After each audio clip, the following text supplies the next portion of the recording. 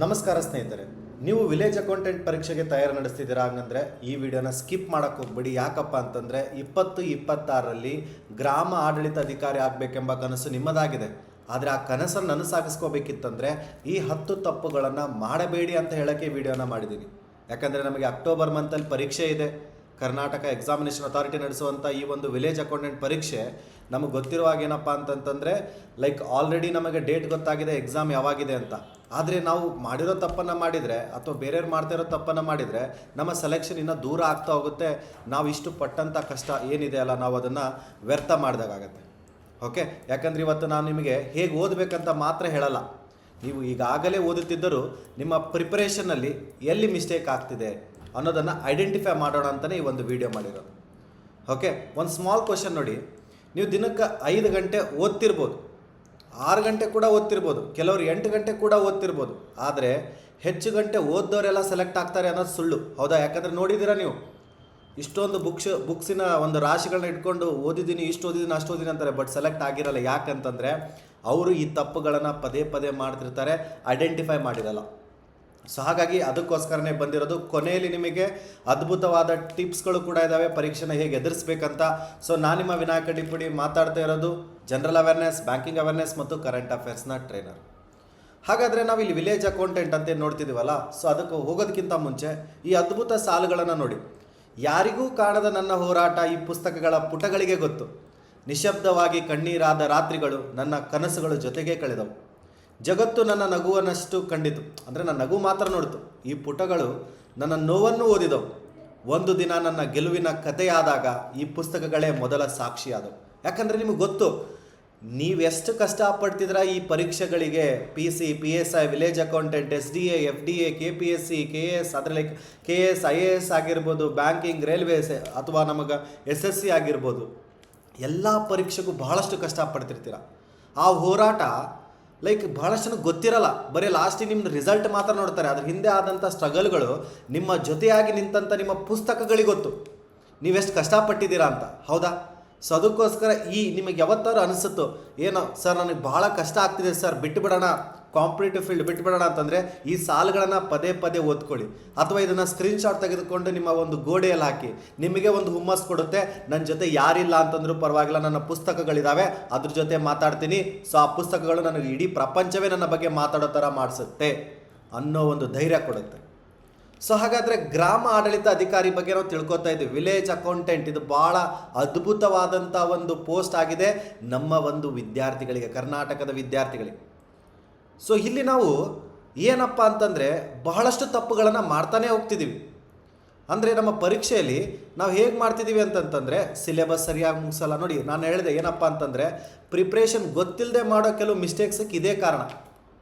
ಯಾಕಂದರೆ ನಿಮಗೊಂದು ಹೇಳ್ತೀನಿ, ಹೆಚ್ಚು ಗಂಟೆ ಓದಿದ್ದೀವಿ ಅನ್ನೋದಲ್ಲ.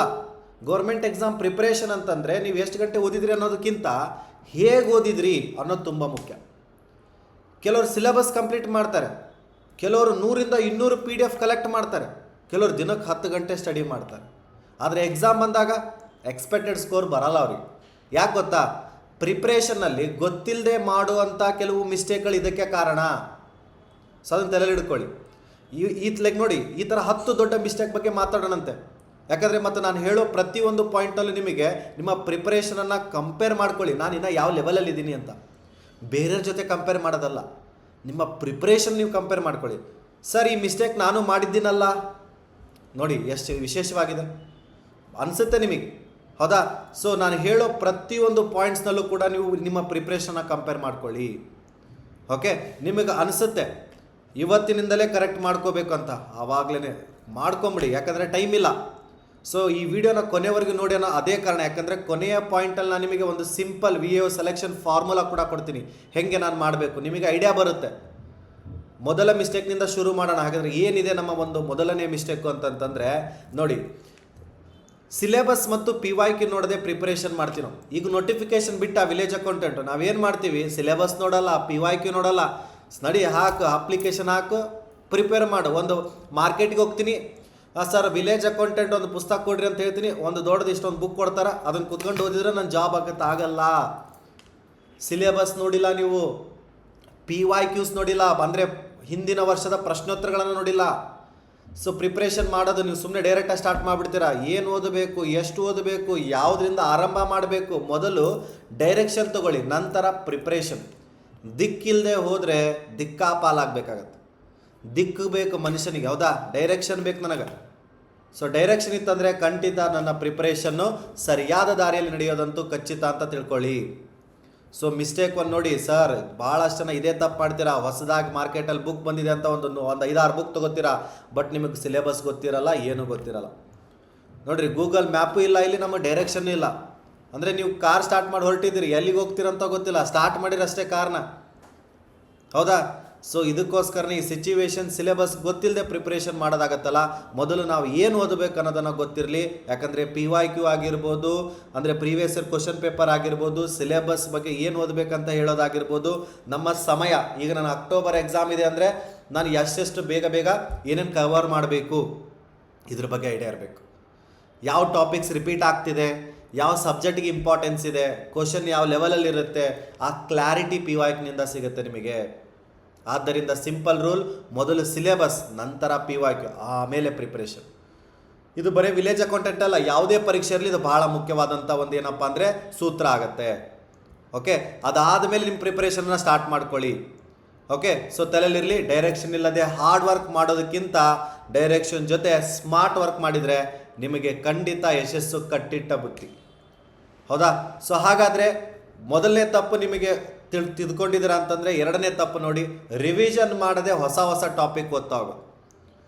ಒಂದು ಸಲ ಓದ್ತೀರಿ, ಅದನ್ನು ಬಿಟ್ಟು ಹರಿಬರಿಯಲ್ಲಿ ಏನು ಮಾಡ್ತೀರಿ ಅಂತಂದರೆ ಇದನ್ನು ಮುಗಿಸ್ಬೇಕು, ಮುಗ್ಸಾಕಂತ ಓದ್ತೀರಿ. ನೀವು ಮುಗ್ಸಾಕಂತ ಓದಿದ್ರೆ ಯೂಸ್ ಇಲ್ಲ.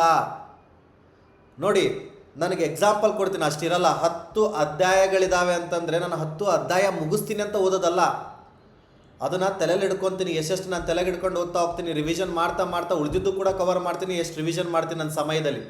ನೀವು ಹಂಗೆ ಮಾಡಿದಾಗ ಏನಾದರೂ 6 ಅಧ್ಯಾಯ ಮುಗಿಸಿದ್ರು ಕೂಡ ಎಫೆಕ್ಟಿವ್ ಇರುತ್ತೆ, ರಾದರ್ ದ್ಯಾನ್ 10 ಮುಗಿಸೋದ್ಕಿಂತ. ಯಾಕಂದ್ರೆ ನೀವು 10 ಮುಗಿಸಿದ್ರು ಅಲ್ಲಿ ನಿಮಗೆ ಮೊದಲನೇದು ಏನು ಓದಿದ್ದೆ ಅಂತ ನೆನಪಿರಲಿಲ್ಲ ಅಂದರೆ ಯೂಸ್ ಇಲ್ಲ, ಸಮಯ ವ್ಯರ್ಥ.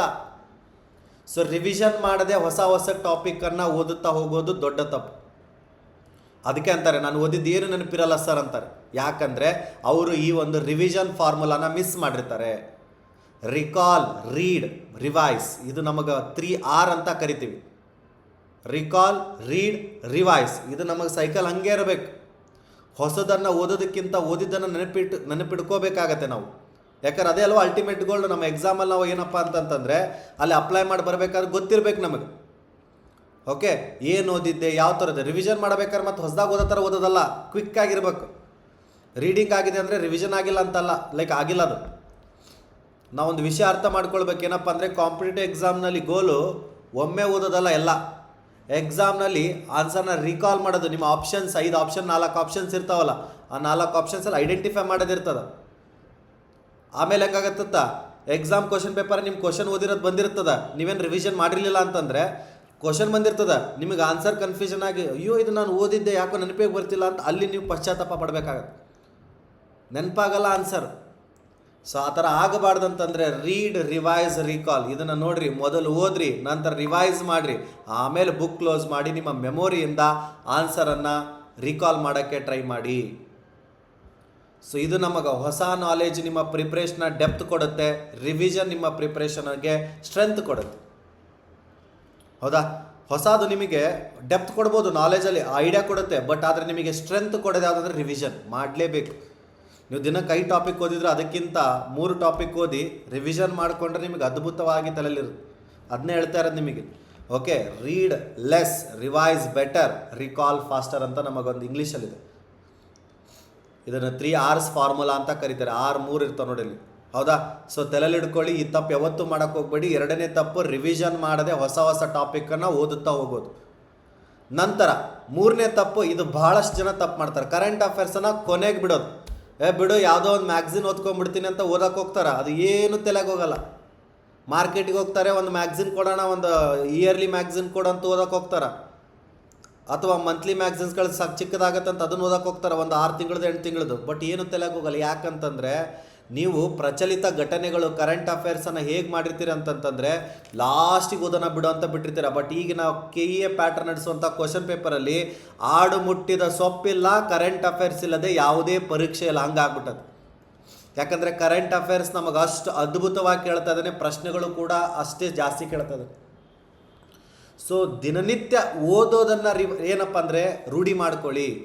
ಸರ್ ಈಗ ಎಕ್ಸಾಮ್ ಐತಲ್ಲ ಸರ್, ಹೆಂಗೆ ಓದೋಕ್ಕಾಗುತ್ತೆ? ಈಗ ಆಯ್ತಪ್ಪ, ಈಗ ಏನು ಮಾಡ್ಬೋದು, ರಿವಿಷನ್ ಮಾಡ್ಕೊಳ್ಳಿ. ಇದನ್ನು ಕೂಡ ಮಂತ್ಲಿ ಕರೆಂಟ್ ಅಫೇರ್ಸ್ ಓದೋದು ಹೇಗೆ ಅಂತಂದರೆ, ನೀವು ಕಮೆಂಟಲ್ಲಿ ಕರೆಂಟ್ ಅಫೇರ್ಸ್ ಹೆಲ್ಪ್ ಅಂತ ಕಮೆಂಟ್ ಹಾಕ್ರಿ. ಕರೆಂಟ್ ಅಫೇರ್ಸ್ ಹೆಲ್ಪ್ ಅಂತ ಕಮೆಂಟ್ ಹಾಕ್ರಿ, ನಿಮಗೆ ನಾನು ಹೆಲ್ಪ್ ಮಾಡ್ತೀನಿ. ಕರೆಂಟ್ ಅಫೇರ್ಸ್ನ ಯಾವ ಥರ ಓದಬೇಕು, ಲಾಸ್ಟ್ ಮಂತ್ ರಿವಿಷನನ್ನು ಯಾವುದು ನಾನು ತಿಳ್ಕೊಬೋದು ಅಂತ ನಿಮಗೆ ಅದಕ್ಕೆ ನಾನು ಹೆಲ್ಪ್ ಮಾಡ್ತೀನಿ. ಡೈಲಿ, ವೀಕ್ಲಿ, ಮಂತ್ಲಿ ಎಕ್ಸಾಮ್ ಹತ್ರ ಬಂದಾಗ ಎಲ್ಲದನ್ನು ಓದೋದಲ್ಲ. ಈಗ ನೀವು ಅಕ್ಟೋಬರ್ ಐತಂತ ಇನ್ನು ಅಕ್ಟೋಬರ್ ಕೊನೆ ಸೆಪ್ಟೆಂಬರ್ ಕೊನೆ ವಾರದಲ್ಲಿ ಓದ್ತೀನಿ ಅಂತ ಅನ್ನೋದಲ್ಲ. ಇನ್ನೂ time August 18. Okay sir, Ganapati ಬಂದಮೇಲೆ ಗಣಪತಿ ಬಿಟ್ಬಿಟ್ಟು ಆಮೇಲೆ ಓದೋಣ ಸರ್ ಇದನ್ನು ಅಂತ ಹಂಗೆ ಅನ್ಕೋಬೇಡ್ರಿ. ಮತ್ತು ಅಕ್ಟೋಬರಿಗೆ ಬೇಡ, ನೀವು ಕರೆಂಟ್ ಅಫೇರ್ಸು ಇವಾಗಿನಿಂದ ಪ್ರಿಪೇರ್ ಆಗ್ರಿ. ಇದಕ್ಕೆ ನಿಮಗೆ ಹೆಲ್ಪ್ ಏನು ಬೇಕು ನಾನು ಖಂಡಿತ ಸಹಾಯ ಮಾಡ್ತೀನಿ. ಕಮೆಂಟಲ್ಲಿ ಜಸ್ಟ್ ನೀವು ಕರೆಂಟ್ ಅಫೇರ್ಸ್ ಹೆಲ್ಪ್ ಅಂತ ಕಮೆಂಟ್ ಹಾಕಿದರೆ, ಓಕೆ ಹುಡುಗ ಕರೆಂಟ್ ಅಫೇರ್ಸ್ ಬಗ್ಗೆ ಮಾಹಿತಿ ಬೇಕಂತ ಅರ್ಥ ಆಗುತ್ತೆ ನನಗೆ. ಸೊ ನಿಮಗೆ ನಾನು ಅದ್ರ ಬಗ್ಗೆ ಮೆಸೇಜ್ ರಿಪ್ಲೈ ಮಾಡೋ ಮುಖಾಂತರ ತಿಳಿಸ್ಕೊಡ್ತೀನಿ, ಸರಿನಾ? ಸೊ ದಯವಿಟ್ಟು ಕರೆಂಟ್ ಅಫೇರ್ಸ್ ಮೇಲೆ ಒತ್ತು ಕೊಡ್ರಿ. ಕರೆಂಟ್ ಅಫೇರ್ಸ್ನ ಕೊನೆಯದಕ್ಕೆ ಬಿಡೋಕೆ ಹೋಗ್ಬೇಡಿ, ಯಾಕಂದ್ರೆ ರಿವೈಸ್ ಮಾಡೋದು ಏನಂತ ಗೊತ್ತಿರಲ್ಲ. ಓಕೆ, ಅದರಲ್ಲಿ ನೋಡಿ ನಮಗೆ ಇಂಪಾರ್ಟೆಂಟ್ ಫ್ಯಾಕ್ಟ್ಸ್ಗಳು ಐಡೆಂಟಿಫೈ ಮಾಡೋದು ಈಸಿ ಇರುತ್ತೆ. Appointment, award, government schemes, reports, sports ಮೇಲೆ, ಇಂಪಾರ್ಟೆಂಟ್ ಡೇಸ್ ಮೇಲೆ, ಇವು ಭಾಳ ಇಂಪಾರ್ಟೆಂಟ್ ಹಾಕೋವು. ಏನಂದ್ರೆ ಇವೆಲ್ಲ ಟಾಪಿಕ್ಸ್ಗಳು. ಅದರಲ್ಲೂ ನೋಡ್ರಿ, ನಿಮಗೆ ಎಲ್ಲ ರಾಜ್ಯಗಳ ಮುಖ್ಯಮಂತ್ರಿ ಮತ್ತು ಗವರ್ನರ್ಗಳು, ಹಾಗೆ ಆ ರಾಜ್ಯದ ರಾಜಧಾನಿ, ಅದಕ್ಕಿಂತ ಮುಖ್ಯವಾಗಿ ಕೇಂದ್ರದ ಸಚಿವರ ಬಗ್ಗೆ ಗೊತ್ತಿರಬೇಕು. ಓಕೆ, ರಾಜ್ಯ ಸಚಿವರು ಮತ್ತು ಕೇಂದ್ರ ಸಚಿವರು ಗೊತ್ತಿತ್ತಂದ್ರೆ ನೀವು ಅರ್ಧ ಕರೆಂಟ್ ಅಫೇರ್ಸ್ ಕವರ್ ಮಾಡ್ದಂಗೆ. ಯಾಕಂದ್ರೆ ಸ್ಕೀಮ್ ಅಂತ ಬಂದಾಗ, ಓಕೆ, ಈಗ ರೈಲ್ವೆಗೆ ಸಂಬಂಧಪಟ್ಟಿದೆ ಅಂತಂದ್ರೆ ನಮಗೆ ಅಶ್ವಿನಿ ವೈಷ್ಣವ ಬರ್ತಾರೆ ಅದನ್ನು, ಯಾಕಂದ್ರೆ ಅವರೇ ಸಚಿವರಿದ್ದಾರೆ, ಹೌದಾ? ಯಾವುದೋ ಬುಡಕಟ್ಟು ಜನಾಂಗಕ್ಕೆ ಸಂಬಂಧಪಟ್ಟಂಥ ಸ್ಕೀಮ್ ಬಂದಿದೆ, ಅದನ್ನು ಲಾಂಚ್ ಮಾಡಿದ್ರೆ ಯಾರಂದರೆ ಜುವಲ್ ಓರಮ್ ಅಂತ, ಯಾಕಂದ್ರೆ ಅವ್ರು ಸಚಿವರಿದ್ದಾರೆ ಕೇಂದ್ರದ್ದು. ಹಾಗೆ ರಾಜ್ಯಗಳ ಸಚಿವರು ಕೂಡ ಗೊತ್ತಿರಬೇಕು ನಿಮಗೆ, ಹೌದಾ? ಸೊ ಅದಕ್ಕೋಸ್ಕರ 3ನೇ ಮಿಸ್ಟೇಕು, ಕರೆಂಟ್ ಅಫೇರ್ಸನ್ನು ಕೊನೆಗೆ ಬಿಡೋಕೆ ಹೋಗ್ಬೇಡಿ. 4ನೇದು, ಮಾಕ್ ಟೆಸ್ಟ್ ಮತ್ತು ಟೆಸ್ಟ್ ಸೀರೀಸ್ ಪ್ರಾಕ್ಟೀಸ್ ಮಾಡದೇ ಇರುವುದು. ಇದು ದೊಡ್ಡ ತಪ್ಪು. ನೋಡಿರಿ, ಒಂದಕ್ಕೊಂದು ನಿಮಗೆ ಅನ್ಕೋತಿರ್ತೀರ, ಹೌದಲ್ವಾ ನಾನು ಈ ತಪ್ಪುಗಳನ್ನು ಮಾಡ್ತಾನೆ ಇದ್ದೀನಿ, ನನಗೇನು ಗೊತ್ತೇ ಇಲ್ಲಲ್ಲ ಅಂತ ಅನಿಸುತ್ತೆ. ಇದು ವಿಲೇಜ್ ಅಕೌಂಟೆಂಟಿಗೆ ಮಾತ್ರ ಅಲ್ಲ ಫಾರ್ಮುಲಾ, ಎಲ್ಲ ಪರೀಕ್ಷೆಗೂ ನೀವು ಇದನ್ನು ಕರೆಕ್ಟಾಗಿ ಫಾಲೋ ಮಾಡಲಿಲ್ಲ ಅಂತಂದರೆ ಯಾವ ಪರೀಕ್ಷೆನೂ ಕೈ ಹಿಡಿಯೋದಿಲ್ಲ. ಯಾಕಂದರೆ ಇದು ನಮಗೆ ಭಾಳ ಇಂಪಾರ್ಟೆಂಟ್ ಆಗುತ್ತೆ. ನೋಡಿ, ಮಾಕ್ ಟೆಸ್ಟ್ ಪ್ರಾಕ್ಟೀಸ್ ಮಾಡದೇ ಇರೋದು 4ನೇ ಮಿಸ್ಟೇಕ್. ಕೆಲವರು ಸಿಲೆಬಸ್ ಕಂಪ್ಲೀಟ್ ಮಾಡ್ತಾರೆ, ನೋಟ್ಸ್ ಕಂಪ್ಲೀಟ್ ಮಾಡಿರ್ತಾರೆ, ನೋಟ್ಸ್ ನೀಟಾಗಿ ಬರೆದಿರ್ತಾರೆ, ಬುಕ್ಸ್ ಕಂಪ್ಲೀಟ್ ಮಾಡ್ಕೋತಾರೆ ಓದಿ, ವೀಡಿಯೋಸನ್ನು ನೋಡ್ತಾರೆ. ಆದರೆ ಟೆಸ್ಟ್ ನೋಡಿ, ಎಕ್ಸಾಮ್ ಹತ್ರ ಬಂದಾಗ ನಾವು ಬರಿತೀನಿ ಏನಂತಂದರೆ, ಇದು ದೊಡ್ಡ ಮಿಸ್ಟೇಕ್. ನಾನು ಏನಪ್ಪ ಅಂದರೆ ಟೆಸ್ಟ್ ಬರ್ತೀನಿ, ನಾನು ಹೋಗಿ ಎಕ್ಸಾಮ್ ಕೊಟ್ಟು ಬರ್ತೀನಿ ಅಂದರೆ ತಪ್ಪು. ನಾವಿಲ್ಲಿ ಟ್ರಯಲ್ ಮಾಡಿರಬೇಕು, ಹೌದಾ? ಸೊ ನಾವಿಲ್ಲಿ ಟ್ರಯಲ್ ಮಾಡ್ಕೊಂಡು, ಅಂದರೆ ಮಾಕ್ ಟೆಸ್ಟ್ಗಳನ್ನ ತೆಗೆದುಕೊಂಡು ನಾವೊಂದು ಗೊತ್ತಾಗುತ್ತೆ ನಾನು ಎಲ್ಲಿ ನಿಂತಿದ್ದೀನಿ ಅಂತ. ಎಕ್ಸಾಮ್ ಹತ್ರ ಬಂದಾಗ ನಾನು ಬರಿತೀನಿ ಅನ್ನೋದು ದೊಡ್ಡ ಮಿಸ್ಟೇಕು. ಎಕ್ಸಾಮ್ ಹತ್ರ ಬಂದಾಗ ಮಾಕ್ ಟೆಸ್ಟ್ ಬರೆಯೋದಲ್ಲ, ಓಕೆ? ಯಾಕಂದರೆ ನಿಮ್ಮ ಮನೇಲಿ ಆನ್ಸರ್ ಗೊತ್ತಿದೆ ಅನ್ನೋದು ಬೇರೆ, ಆದರೆ ಎಕ್ಸಾಮಲ್ಲಿ ಆ ಒಂದು ಪ್ರೆಷರ್ ಏನಿರುತ್ತಲ್ಲ, ಸೊ ಆ ಪ್ರೆಷರಲ್ಲಿ ಆನ್ಸರ್ ಮಾಡೋದೇ ಬೇರೆ ಲೆವೆಲ್ ಇರುತ್ತೆ. ಸೊ ಅದಕ್ಕೆ ಮಾಕ್ ಟೆಸ್ಟ್ ನಿಮಗೆ 3 ಇಂಪಾರ್ಟೆಂಟ್ ಥಿಂಗ್ಸನ್ನು ಕಲಿಸುತ್ತೆ. ಏನು? ಒಂದು ಸ್ಪೀಡ್, ವೇಗ, ಆಮೇಲೆ ಅಕ್ಯುರೇಸಿ, ಎಷ್ಟು ಕರೆಕ್ಟಾಗಿ ಬರಿತಿದ್ದೀನಿ ಅಂತ, ತಪ್ಪು ಮಾಡದೆ, ನೆಗೆಟಿವ್ ಆಗದೆ. ಇನ್ನೊಂದು ಸಮಯವನ್ನು ಪರಿಪಾಲನೆ ಮಾಡೋದು, ಟೈಮ್ ಮ್ಯಾನೇಜ್ಮೆಂಟ್. ಇದು 3 ನೋಡಿರಿ, ಸ್ಪೀಡು, ಅಕ್ಯುರೇಸಿ ಮತ್ತು ಟೈಮ್ ಮ್ಯಾನೇಜ್ಮೆಂಟ್. ಈ 3 ಅದ್ಭುತವಾಗಿ ತಿಳಿಸ್ಕೊಡುತ್ತೆ ಮಾಕ್ ಟೆಸ್ಟ್. ಓಕೆ, ನಿಮಗೆ ಈ 3 ಥಿಂಗ್ಸನ್ನು ಏನಪ್ಪ ಅಂದರೆ ಥಿಂಗ್ಸನ್ನು ಕಲಿಸ್ಕೊಡೋದು. ನೋಡಿ, ನೀವು ಒಂದು ಕ್ವಶನ್ಗೆ 2 ಮಿನಿಟ್ಸ್ ತೆಗೆದುಕೊಳ್ತಿದ್ದೀರಾ ಅಂತಂದರೆ ಅದನ್ನು 40 ಸೆಕೆಂಡಲ್ಲಿ ಸಾಲ್ವ್ ಮಾಡಬಹುದಾ ಅನ್ನೋದು ಯಾವಾಗ ಗೊತ್ತಾಗುತ್ತೆ? ಮಾಕ್ ಟೆಸ್ಟಲ್ಲಿ ಮಾಡಿದ ಮೇಲೆ ಗೊತ್ತಾಗುತ್ತೆ. ಸೊ ಅದಕ್ಕೆ ಮಾಕ್ ಟೆಸ್ಟನ್ನು ಮಾಡೋದಷ್ಟೇ ಅಲ್ಲ, ನೀಟಾಗಿ ಅನಾಲಿಸಿಸ್ ಮಾಡಬೇಕು, ಟೈಮ್ ಮ್ಯಾನೇಜ್ಮೆಂಟ್ ನೋಡ್ಕೋಬೇಕು, ಎಷ್ಟು ಟೈಮ್ ತೊಗೋತಾ ಇದ್ದೀನಿ. ಓಕೆ, ಟೆಸ್ಟ್, ಅನಾಲಿಸಿಸ್ಸು, ಇಂಪ್ರೂವ್, ಇದು ಭಾಳ ಸೂತ್ರ ಇದು ನಮಗೆ. ಟೆಸ್ಟ್ ತೊಗೋತೀನಿ, ಅದನ್ನು ನೀಟಾಗಿ ಎಲ್ಲಿ ತಪ್ಪಾಯಿತು, ಎಲ್ಲಿ ಸರಿ ಆಯಿತು, ತಪ್ಪಾಗಿರೋದು ಯಾಕೆ ತಪ್ಪಾಯಿತು, ಇದನ್ನು ಕಂಡುಹಿಡ್ಕೋಬೇಕು. ಆಮೇಲೆ ಅದನ್ನು ಇಂಪ್ರೂವ್ ಮಾಡ್ಕೋಬೇಕು, ಮುಗೀತು.